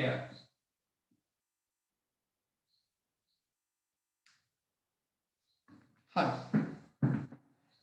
මේකේ පහලට ගන්න රූල් පහලට ඉඳ ගන්න රූල් 15ක් විතර. රූල් 15ක් විතර එන විදිහට මේක පහලට රූල් කරගන්න. හරි. දැන් මම අපට ඊළඟට හදන්න තියෙන ගණන ඔයාලට ෂෙයා කරන්නම්. ප්‍රශ්නාංක 6 බලන්න. පහත දැක්වෙන්නේ සීමිත විකසිත සමාගමේ පෙබරවාරි මාසයේ සිදු වූ සුළු මුදල් ගනුදෙනු විස්තරයකි. ඒ කියන්නේ අර සුළු මුදල් භාරකරු විසින් පෙබරවාරි මාසයක වැය කළ තොරතුරු දෙනවා. ගමන් වියදම්, ලිපි ද්‍රව්‍ය සංග්‍රහ, පිරිසිදු කිරීමේ වියදම්, කුලීරත ගාස්තු, පොත් මිලදී ගැනීම, කොම්කරු කුලී සංග්‍රහ වියදම්, පෑන් කඩදාසි මිලදී ගැනීම, ආය ගමන් වියදමක්. තව පහලින් තියෙනවා සිසිල් බීම මිලදී ගැනීම. අපෙන් ඉල්ලනවා සුළු මුදල් ගෙවීම් ජර්නලය. දැන් ඔයා රූල් කරගත්ත සුළු මුදල් ගෙවීම් ජර්නලයේ විශ්ලේෂණ තීරු කියලා අදහස් කරන්න. දැන් මේ ගෙවීම් ජර්නලයේ ආකෘතිය බලුවොත් දැන් ඔයාගේ පොත බලන්න. ගෙවීම් ජර්නලයේ ආකෘතියේ මුලින්ම තියෙනවා දිනය. ඒ කියන්නේ ගනුදෙනුව සිදු කළ දිනය. ඒක ගැටලුවක් නැහැ. විස්තරයට අපි ලියනවා මොකද්ද වියදම කියලා. වවුචර් අංකය. අපි සුළු මුදලින් වියදමක් කළාම ඒක වාර්තා කරන මූලාශ්‍ර ලේඛනයට කියනවා සුළු මුදල් වවුචරය කියලා. අපි ඒක ඉගෙන ගත්තා. කලින් දවසේ අපේ වගුවේ තිබුණා. ඊළඟට ගෙවු වටිනාකම ලියනවා ගෙවීම් තීරුවේ. ඊළඟට විශ්ලේෂණය කරනවා. ඒ කියන්නේ මේ ගෙවීම කුමන ආකාරයේ ගෙවීමක්ද කියලා අපි වර්ග කරගන්නවා. දැන් එතෙන්දි බලන්න මේ ප්‍රශ්නයට අනුව විශ්ලේෂණ තීරු විභාගයට සුළු මුදල් ගෙවීම් ජර්නලයක් සාමාන්‍යයෙන් අපේ උසස් පෙළ විභාගයට එන්නේ නැහැ. ඒක සාමාන්‍ය පෙළ පන්ති ළමයිගෙන් සාමාන්‍ය පෙළ විභාගයේදී අහන දෙයක්. නැත්තත් විභාග මට්ටමේ ගණනකදී සුළු මුදල් ගෙවීම් ජර්නලයක් ඉල්ලුවොත් විශ්ලේෂණ තීරු දෙනවා. ඒ කියන්නේ ගණන්දනු කුමන වර්ගවලට වෙන් කර ගන්නද කියලා විභාගෙදී කියනවා. ඔයාලට එහෙම කිව්වේ නැත්නම් දැන් ඔයාලට මේකෙදී ප්‍රායෝගික පැත්තට මම පොඩ්ඩක් බර කරලා මේ ගණන හැදුවේ. මේකේ මම විශ්ලේෂණ තීරු දුන්නේ නැහැ. හැබැයි බලන්න ප්‍රධාන වියදම් වර්ග මොනවද? ඒ කියන්නේ නිතර දැන් මේ මාසයේ තොරතුරු ගත්තම බලන්න වැඩිපුර අවස්ථාවන් වල සිදු ගනුදෙනු තුනක් කියන්න. අවශේෂය වල යන වෙනත් තීරුවක් තියෙනවා. ඒ නිසා මුලින්ම බලන්න වැඩි වාර ගානක් සිදු වුණ වියදම් වර්ග තුන මොනවද කියලා මේ තියෙන වියදම් අතරින් බලන්න ගමන් වියදම් කීපයක් තියෙනව නේද ගමන් වියදම් කුලීරත ගාස්තු ආය ගමන් වියදම් කියලා තුනක් තියෙනවා එතකොට ගමන් වියදම් ගන්න ඕන ඊළඟට ලිපි ද්‍රව්‍ය මිලදී ගන්නත් කීප වතාවක් මුදන් වැය කරලා නේද ලිපි ද්‍රව්‍ය මිලදී ගැනීම නැත්නම් පොත් මිලදී ගැනීම පෑන් කඩදාසි මිලදී ගැනීම ඒ හැම දෙයක්ම ලිපි ද්‍රව්‍ය මිලදී ගැනීම සංග්‍රහ වියදමුන් තියෙනවා තුනක් විතර එතකොට අනිකුත් වියදම් ලියන්න වෙනත් තීරුවක් ගත්තම හරි ඒ අනුව ඔන්න ඔය ආකාරයට ඔයාට පුළුවන් ඔයාගේ ආයතනයේ ගනුදෙනු සිදුවන ස්වභාවය අනුව ගනුදෙනු සිදුවන වාර ප්‍රමාණය අනුව වැඩි වාර ගානක් සිදුවෙන ගනුදෙනු සඳහා විශ්ලේෂණ තීරුවක් දෙන්න. ඒ අනුව මම විශ්ලේෂණ තීරු නම් කරනවා මේ ආකාරයට. ගමන් වියදම්, ලිපි ද්‍රව්‍ය, සංග්‍රහ. ඒ තුනට අදාළ නොවන අනිකුත් වියදම් අපි ලියනවා වෙනත් වියදම් තීරුවේ. වෙනත් වියදම් තීරුව හා වෙනත් ගෙවීම් කියන්නේ කොටස් දෙකක්. මම ඒක ඉදිරියේදී පැහැදිලි කරන්නම්. දැන් ඉතින් ලියාගෙන යන්නයි තියෙන්නේ. මේක එච්චර අමාරු නෑ. දිනය පස්වන්ක 6 දිනය පළවෙනි දිනය 2.2. විස්තරයට ලියන්න ගමන් වියදම්. දැන් ගමන් වියදමක් සිදු වුණාම සුළු මුදල් බාරකරු ඒ ගෙවීමට අදාළව වවුචරයක් හදනවා. අපි ඒකට කියනවා සුළු මුදල් වවුචරය කියලා. ඒ වවුචර් අංකය ලියන්න ඕන. මගේ මේ ප්‍රශ්නේදී වවුචර් අංකය දීලා නැහැ. ඒක හිස්තරක් වශයෙන් කියන්න. ගෙවූ ප්‍රමාණය රුපියල් වලින් කියන්න 1000. ගෙවීම් තීරුවේ 1000 ලියන්න. ඊළඟට ඒක ගෙව්වේ කුමන කාරණයකටද කියලා විශ්ලේෂණය කරන්න. ඒක මම ගමන් වියදම් විශ්ලේෂණ තීරුවේ ලියනවා. ඔන්න ලියුව පළවෙනි ගණිතරුව. දෙවන ගණිතරුව සිදු වෙනවා 2.8. දිනය 2.8. ලිපි ද්‍රව්‍ය මිලදී ගැනීම. එයාවෙන් ගෙවීම් කරනවා 2100ක්. ගෙවීම් තීරුවේ ලියුවා. ඊළඟට ගෙවීම් තීරුවෙන් එක විශ්ලේෂණය කර ගන්නවා. මෙන්න ලිපි ද්‍රව්‍ය සඳහා වෙනම විශ්ලේෂණ තීරුවක් තියෙනවා. එතන ලියුවා. හරි. ඊළඟ වියදම සංග්‍රහ වියදම්. ඔයාලා ලියන්න බලන්න. මම පොඩි වෙලාවක් දෙන්න. ඔය විදියට වියදම් ටික විශ්ලේෂණය කරමින් අනිවාර්යයෙන්ම ගෙවීම් තීරුවේ ලියන්න ඕන. හැම වියදමක්ම ගෙවීම් තීරුවේ ලියලා තමයි විශ්ලේෂණ තීරුව වලට යන්නේ. තනියම කරන්න. හරි. තුන්වෙනි දිනය 2.10. 2.10 සංග්‍රහ වියදම් 900ක්. එක සංග්‍රහ වියදම් විශ්ලේෂණ තීරුවේ ලියනවා. 2.12 පිරිසිදු කිරීමේ වියදම්.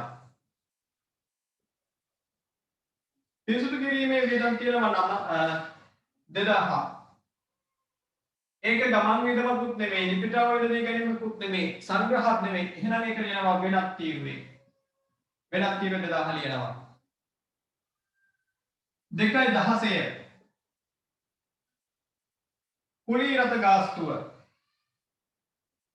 500ක්. කුලී රතයක අදාළ ගෙවීම ගමන් වියදමක් වශයෙන් වර්ග කරනවා. ඒක ගමන් වියදමක් ලෙස හඳුනා ගන්නවා.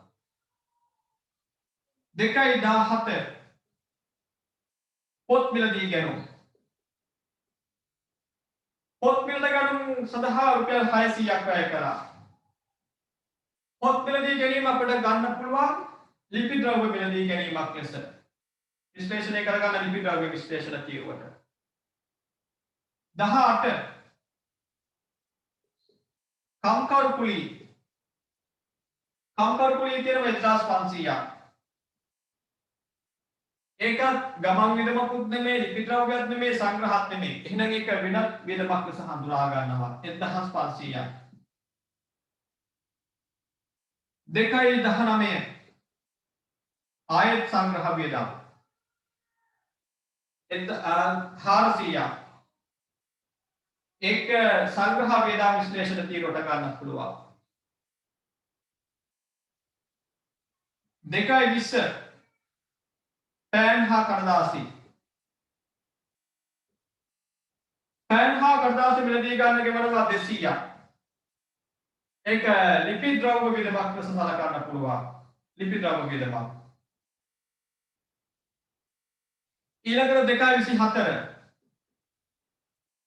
ගමන් වියදමක් තියෙනවා 100ක්. ඒක ගමන් වියදම් විශ්ලේෂණ තීරුවේ ලියනවා. 2.25 සිසිල් බීම මිලදී ගන්න ගෙවනවා කියද්ද 200ක් සිසිල් බීම අපට ගන්න පුළුවන් සංග්‍රහ වියදමක් ලෙස. සංග්‍රහ වියදමක්. දැන් මෙතන හැම වියදමක්ම ලියවුණා. දැන් ගැටලුවක් එන්න පුළුවන් වෙනත් ගෙවීම් වශයෙන් මොනවද ලියන්නේ කියලා. වියදම් නොවන ගෙවීම්. මේ හැම දෙයක්ම වියදම්නේ. ගමන් වියදම්, ලිපි ද්‍රව්‍ය වියදම්, සංග්‍රහ වියදම්, පිරිසුදු කිරීම සඳහා ගෙවීම වියදමක්, කම්කරුකුලිය වියදමක්. වියදම් නොවන නමුත් සුළු මුදල් බාරකරු කරන ගෙවීම් තියෙනවා. සේවකයෙක් සැලරි ඇඩ්වාන්ස් එකක් ගන්නවා, වැටුප්පත්තිකාරමක් ගන්නවා. ඒ කියන්නේ පඩි දවසට කලින් ආයතනයේ ලෝන් එකක් ගන්නවා. ඒක සුළු මුදල් බාරකරු නම් දෙන්නේ. accountant කියන සුළු මුදල් බාරකරුගෙන් ඉල්ල ගන්න කියලා. අන්න සේවකයෙක්ට පඩියෙන් අඩු කර ගන්න බලාපොරොත්තු වෙන ණයක් ලබා දෙනවා. ඒක වෙනත් ගෙවීම. අපෙන් ණය මුදලක් ලැබෙන්න කෙනෙක්. ඒ කියන්නේ අපි ආයතනයේ විසින් මුදලක් ගෙවන්න ඕන තවත් පුද්ගලයෙක්. අපි කියනවා ණය හිමියෙක් කියලා. අපේ ආයතන තව කෙනෙකුට ණය වුණා රුපියල් 2-3000ක් වගේ පොඩි ගාණක්. මේ වගේ වටිනාකමෙන් අඩු ගාණක් අපිට ගෙවන්න තියෙනවා. ඒකට accountant කියන චෙක් එකක් නිකුත් කරන්න ඕනේ නැහැ. ඒක සුළු මුදල් බාරකරුට ගෙවන්න කියනවා. අන්න ණය හිමියන්ට ගෙවීම. වෙනත් ගෙවීම. එහෙම නැත්නම් ආයතනයේ පාවිච්චි කරන පොඩි උපකරණයක් ගන්නවා. දැන් අපි හිතමු චෙක් පතකින් බාරගන්නේ නැහැ පොඩි උපකරණ මිලදී ගන්න විකුණන ආයතන. අපි හිතමු ඔන්න ආයතනයට මිලදී ගන්නවා ලීබඩු පුටුවක් මිලදී ගත්ත කියලා හිතන්න. එක්තරා ස්ථානයක එක්තරා නිලධාරියෙකුට පුටුවක් නැහැ. රුපියල් 4500ක වගේ විදමකින් පුටුවක් මිලදී ගත්තා. ඒ පුටුව අලෙවි කළ කෙනා කියනවා චෙක් නම් බාර ගන්න බෑ කියලා. එතකොට ආයතනයේ මුදලින් ගෙවුවා. අන්න ඒ වගේ උපකරණයක් මිලදී ගැනීම අපි වෙනත් ගෙවීමක් ලෙස සලකනවා. අවසානයේදී අපි මොකද කරන්නේ? කලින් වගේම එකතුව ගන්නවා. මේවා එකතුව ගන්නවා. එතකොට විශ්ලේෂණ තීරු හතර එකතුව මුළු ගෙවීම් තීරු එකතුවට සමාන වෙන්න ඕන. අපි ඉස්සර නම් සුළු මුදල් පොත හැදුවා. එතෙන්දී ලැබීම් තීරුවක් ගෙවීම් තීරුවක් බැලන්ස් කරනවා ඉස්සර අරුණ ආකෘතිය. මේ අලුත් විෂය නිර්දේශන අනුව ගෙවීම් ජනලයේදී තුලනය කිරීමක් නැහැ. එකතුව ගත්තම ප්‍රමාණවත්. හරි ඔයාලට එකතුව ගන්න පුළුවන් කැල්කියුලේටර් එකකින් එකතුව ගන්න. ඒ අතරේ මම ඔයාලගේ ස්ක්‍රීන් එකට ෂෙයා කරනවා ඊළඟ ප්‍රශ්නය. ඒක දැන් හදන්න පටන් ගන්න ඔයා.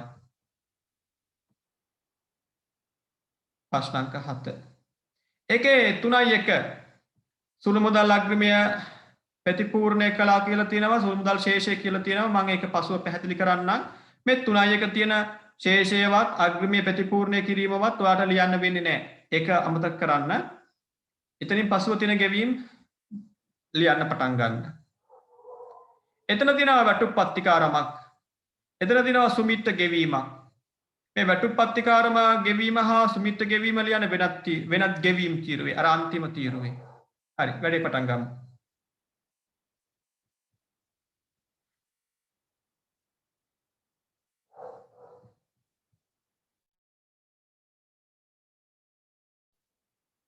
හරි ප්‍රශ්න අංක 7 දී අපිට මෙහෙම කියනවා 3.1 සුළු මුදල් ශේෂය රුපියල් 5600ක් එදිනම කියනවා අග්‍රිමය ප්‍රතිපූර්ණය කළා කියලා 14400ක්. දැන් මේකේ තේරුම පෙබරවාරි මාසය තුල සුළු මුදල් බාරකරු මුදල් වියදම් කරලා ඉතිරි කරගත්ත කීයක්ද 5600ක්. ඒක තමයි ආරම්භක ශේෂය.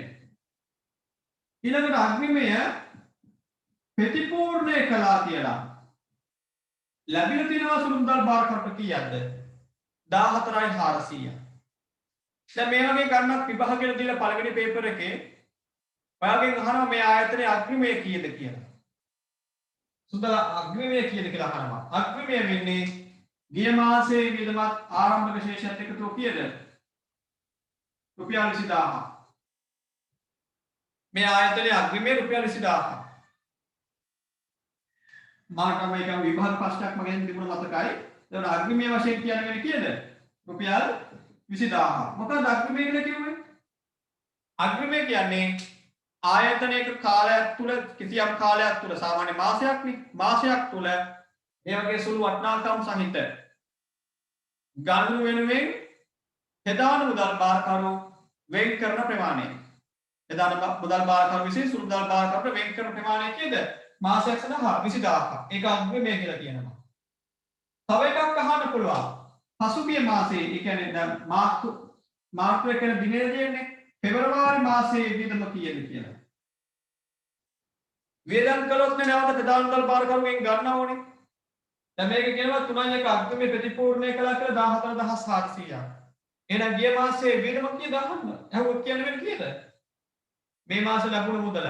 ඒක තමයි ගිය මාසයේ වියදම වෙන්නේ. අග්‍රිමය ප්‍රතිපූර්ණය කළා කියන්නේ ඒක තමයි ගිය මාසයේ වියදම වෙන්නේ. පෙබරවාරි මාසයේ සුළු මුදල් භාරකරු දරන වියදම කීයද? 14700ක් ලෙස උත්තරේ ලියන්න පුළුවන්. හරි. ඒ වගේ ගණනක් තමයි, ඒ වගේ ගැටලුවක් තමයි මේ පාඩමට අදාළව මේ ගණනට අදාළව පළවෙනි පේපර් එකේ එන්නේ.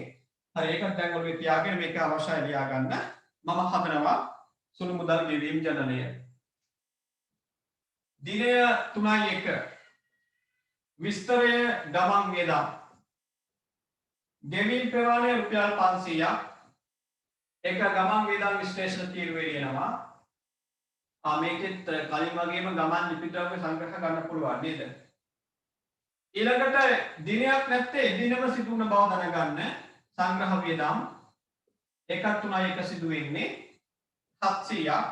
එක සංග්‍රහ වියදම් විශ්ලේෂණ තීරුවේ ලියනවා. ඊළඟ දිනය 3.3 පළවෙනි ගෙවීම ලිපිද්‍රව්‍ය බෙදදී ගැනීම. ලිපිද්‍රව්‍ය බෙදදී ගැනීම රුපියල් 200ක්. එක ලිපිද්‍රව්‍ය විශ්ලේෂණ තීරුවේ ලියනවා. ඊළඟ ගෙවීම 3.5 කම්කරුපොලිය. කම්කරුපොලිය 1000ක්. ඒක වෙනත් තීරුවේ ලියනවා. ඊළඟට 3.10 ගමන් වියදම්. ගමන් වියදම් තියෙනවා 800ක්. ඒක ගමන් වියදම් විශ්ලේෂණ තීරුවේ ලියනවා. එදාම ආයෙත් තියෙනවා ලිපිද්‍රව්‍ය බෙදදී ගැනීම. ඒක 1500ක්. ඒක ලිපිද්‍රව්‍ය වියදම් විශ්ලේෂණ තීරුවේ ලියනවා. 3.15 පිටිසීනි මිලදී ගැනීම. පිටිසීනි අවශ්‍ය වෙන්නේ සංග්‍රහ කරන්න. එහෙනම් මේක සංග්‍රහ වියදම් විශ්ලේෂණ තීරුවේ ලියන්න ඕන. 3.20 වැටුප් අත්තිකාරම. වැටුප් අත්තිකාරම් කියන්නේ සේවකයෙක්ට ලබා දෙන ණය මුදලක්. පඩියෙන් කපා ගන්නකම් ලබා දෙන ණය මුදලක්. ණය මුදලක් ලබා දීම කියන්නේ වියදමක් නෙමෙයි. ඒක වෙනත් ගෙවීම් තීරුවේ ලියනවා. වියදමක් නොවන ගෙවීම් වෙනත් ගෙවීම් වශයෙන් ලියනවා. 3.25 සුමිත් ගෙවුවා කීයද? 1000ක්. සුමිත් කියලා පුද්ගලයෙක් ඉන්නවා. ආයතනයේ බාණ්ඩ සපයන කෙනෙක් කියලා හිතන්න. සමහර විට ආයතනයේ පත්තර සපයන කෙනා, දින පතා පුවත්පත් සපයන පුද්ගලයා. පුවත්පත් වලදී ගත්තොත් එක වියදමක්නේ. ඒක ලිපිද්‍රව්‍ය හෝ පුවත්පත් වියදම් විශ්ලේෂණ තීරුවේ යනවා. ඒක හරියන්නේ නැහැ. සුමිත් කියන්නේ අපිට හිතමු ආයතනයේ බාණ්ඩ සැපීමක් සම්බන්ධව අතුරු ණය හිමියෙක්. ඒ කියන්නේ ආයතනයේ පාවිච්චි නැත්නම් ආයතනයේ විකිණීම සඳහා බාණ්ඩ තොගයක් ලබා ගන්නවා. අපි හිතමු මෙහෙම සුමිත්ගෙන් අපි මිලදී ගත්තා 21000ක බාණ්ඩ තොගයක්. බාණ්ඩ තොගයක් මිලදී ගත්තා 21000ක් ණයට. එයාට චෙක් පතකින් ගෙවුවා කීයද? 20000ක්. අමතක කළා 1000ක් ලිව්වේ නැහැ. 21000ක බාණ්ඩ අරගෙන 20000යි ගෙවු චෙක් පතකින්. සුමිත් වෙනවා ඉතුරු 1000 ඉල්ලගෙන. accountant ඉතින් අනේ සුමිත් sorry අපිට වැරදිලා 20000 චෙක් එකක් වඩ නිකුත් කළේ ඉතිරි 1000 මම මුදලින් දෙන්නම් කියලා සුළු මුදල් භාරකරුට නියෝග කරනවා සුමිත් රුපියල් 1000ක් ගෙවන්න කියලා. අන්න ණය හිමියෙක්ට මුදල් ගෙවනවා. ඒ වගේ දෙයක් වියදමක් වශයෙන් සලකන්නේ නැහැ. ඒක වෙනස් ගෙවීමක් ලෙස සලකනවා. වෙනස් ගෙවීම් තීරුවේ ලියනවා. එතකොට මොකටද මේ ලෙජර් පිටු අංකයක්? ලෙජර් පිටු අංකයක් දෙන්නේ මේ ගෙවීම සටහන් වෙන ගිණුම තියෙන පිටු අංකය ලියන්න.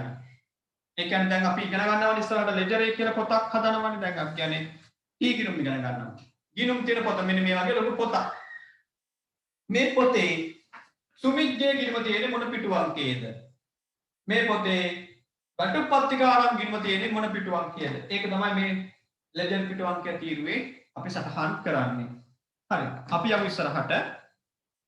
සුමිත් ගෙවුවායි පසුව තියෙනවා 326 සංග්‍රහ වියදමක්. ඉනේ 326 සංග්‍රහ වියදම් 2000ක්.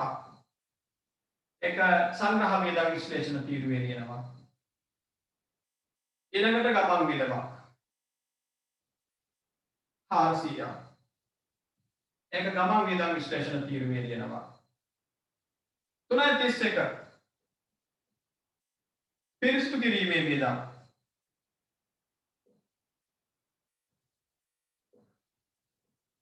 පිරිසිදු කිරීමේ වියදම් තියෙනවා 1500ක්.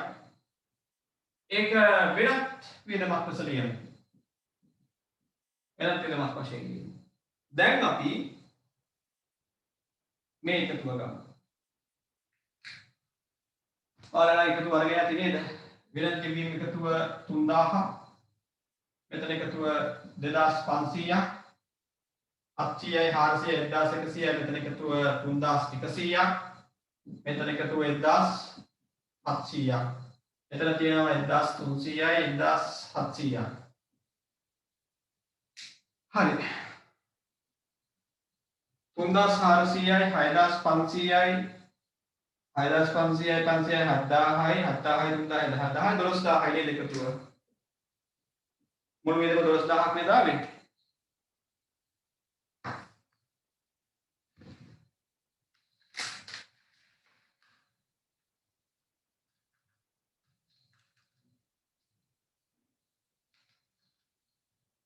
මුළු වියදම 12000ක් වෙනවා. හරි. එහෙනම්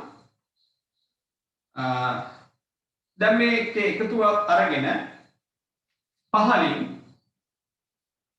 මට කියන්න දැන් මෙන්න මේ ප්‍රශ්නවලට ඔයා උත්තර දෙන්න ඕන. මේ ඉහත ප්‍රශ්නයට අනුව මෙහෙම ලියන්න මුලින්ම පළවෙනි එක. සුළු මුදල් අග්‍රිමය කීයද කියලා දක්වන්න. 2 අපි මේ ඉන්නේ 3 වෙනි මාසේ නේද? 3.31 දිනට සුළු මුදල් ශේෂය අංක 3 4.1 දිනට ප්‍රතිපූර්ණ කළ යුතු මුදල මේවා ලියන්න බලන්න උත්තර. පළවෙනි ප්‍රශ්නය සුළු මුදල් අග්‍රිමය කීයද? 2 3.31 සුළු මුදල් ශේෂය කීයද? 3 4.1 දිනට සුළු මුදල් 4.1 දිනට ප්‍රතිපූර්ණ කළ යුතු මුදල කීයද? හරි මේකට උත්තර දෙන්න දැන්. ප්‍රශ්න ටික ලියාගෙන ඉදිරියෙන් උත්තරේ ලියන්න ඕන.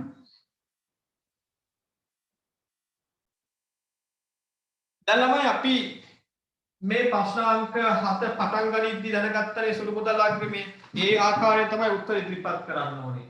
අග්‍රිමය හොයාගන්න වෙන්නේ ආරම්භයේ තිබූ තොරතුරු වලින්. ආරම්භයේ තිබූ ආරම්භක ශේෂය 3.1 ශේෂය තිබුණා 5600ක්. එදාම ප්‍රතිපූර්ණය කළා කිව්වා 14400ක්. යනු එකතුව රුපියල් 20000යි. යනු අග්‍රිමයට ලියාගන්න උත්තරේ රුපියල් 20000ක්. අග්‍රිමය රුපියල් 20000ක්. ඊළඟට අහනවා 3.31 සුළු මුදල් ශේෂය කීයද කියලා. ඒ කියන්නේ මේ ආයතනයේ සුළු මුදල් බාරකරු අතේ මාසයේ ආරම්භයේ තියෙන 20000ක් නම් මාසයේ අවසානයේ ශේෂය කීයද? ඉතින් 20000න් මේ මාසයේ වියදම කීයද? මෙන්න එකතුව. ගෙවීම් එකතුව කීයද? 12000. එහෙනම් 20000ක් ආරම්භයේ තිබුණා. ඒකෙන් 12000ක් වැය කළා. 3.31 ශේෂය කීයද දෙන්නේ? රුපියල් 8000. ප්‍රශ්නාංක 3න් අහනවා 4.1 දිනට ප්‍රතිපූර්ණය කරන්න ඕන කීයද කියලා. සුළු මුදල් අග්‍රිමය ප්‍රතිපූර්ණය කරනවා කියන්නේ ගිය මාසයේ වැය කළ මුදල ඉල්ල ගන්න එක. ඉතින් 4.1 ප්‍රතිපූර්ණය කරන්න ඕනේ මොකද්ද? 3 වෙනි මාසයේ වියදම. 3 වෙනි මාසයේ වියදම කීයද? 12000යිනේ. ඒ කියන්නේ දැන් 3:30ක තියෙන 8:10යි. 8:10න් හදා ගන්න ඕන අපි මේ කීයද? 20000ක්.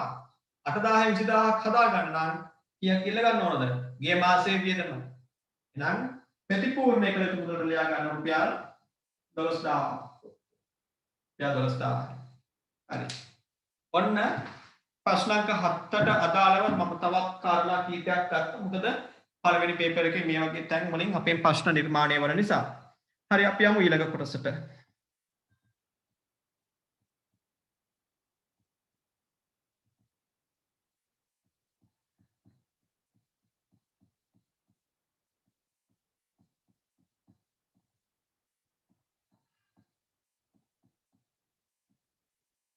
ප්‍රශ්න අංක 8 දැන් තියෙනවා.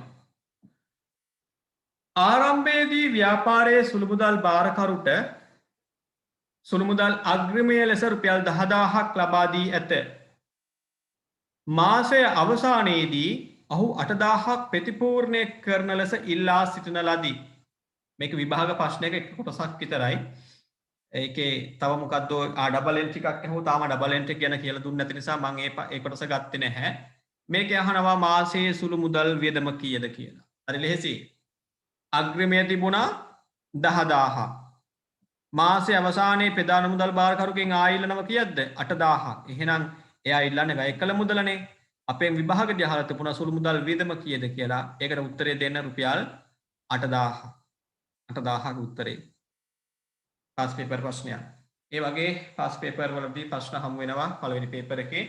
සෙකන්ඩ් පේපර් එකේ නම් බොහොම විදියට මේ වගේ ගණන් වලින් ප්‍රශ්න හැදෙනවා අඩුයි.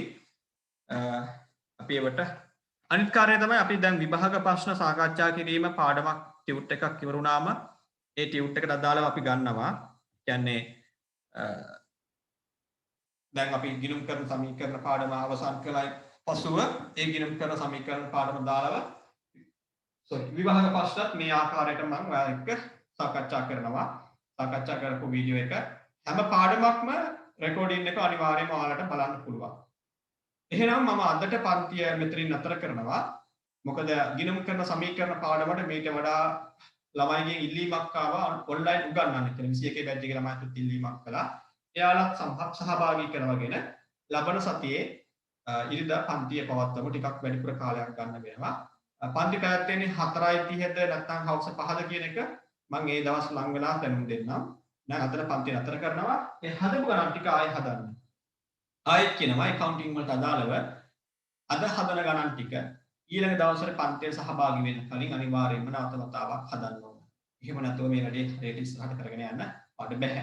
තාම මේ ගිණුම් කරන හඳුන්වා දීම විතරයි. ලොකු ලොකු ගණන් හදන්න ගත්තම ඔයාලට මීට වඩා වැඩ වැඩි. හැබැයි මේ වැඩ ටික එකතු කරගන්න නැතුව දිනපතා ඒව කරා නම් අපිට මේ විෂය සරලව ඉගෙන ගන්න පුළුවන්.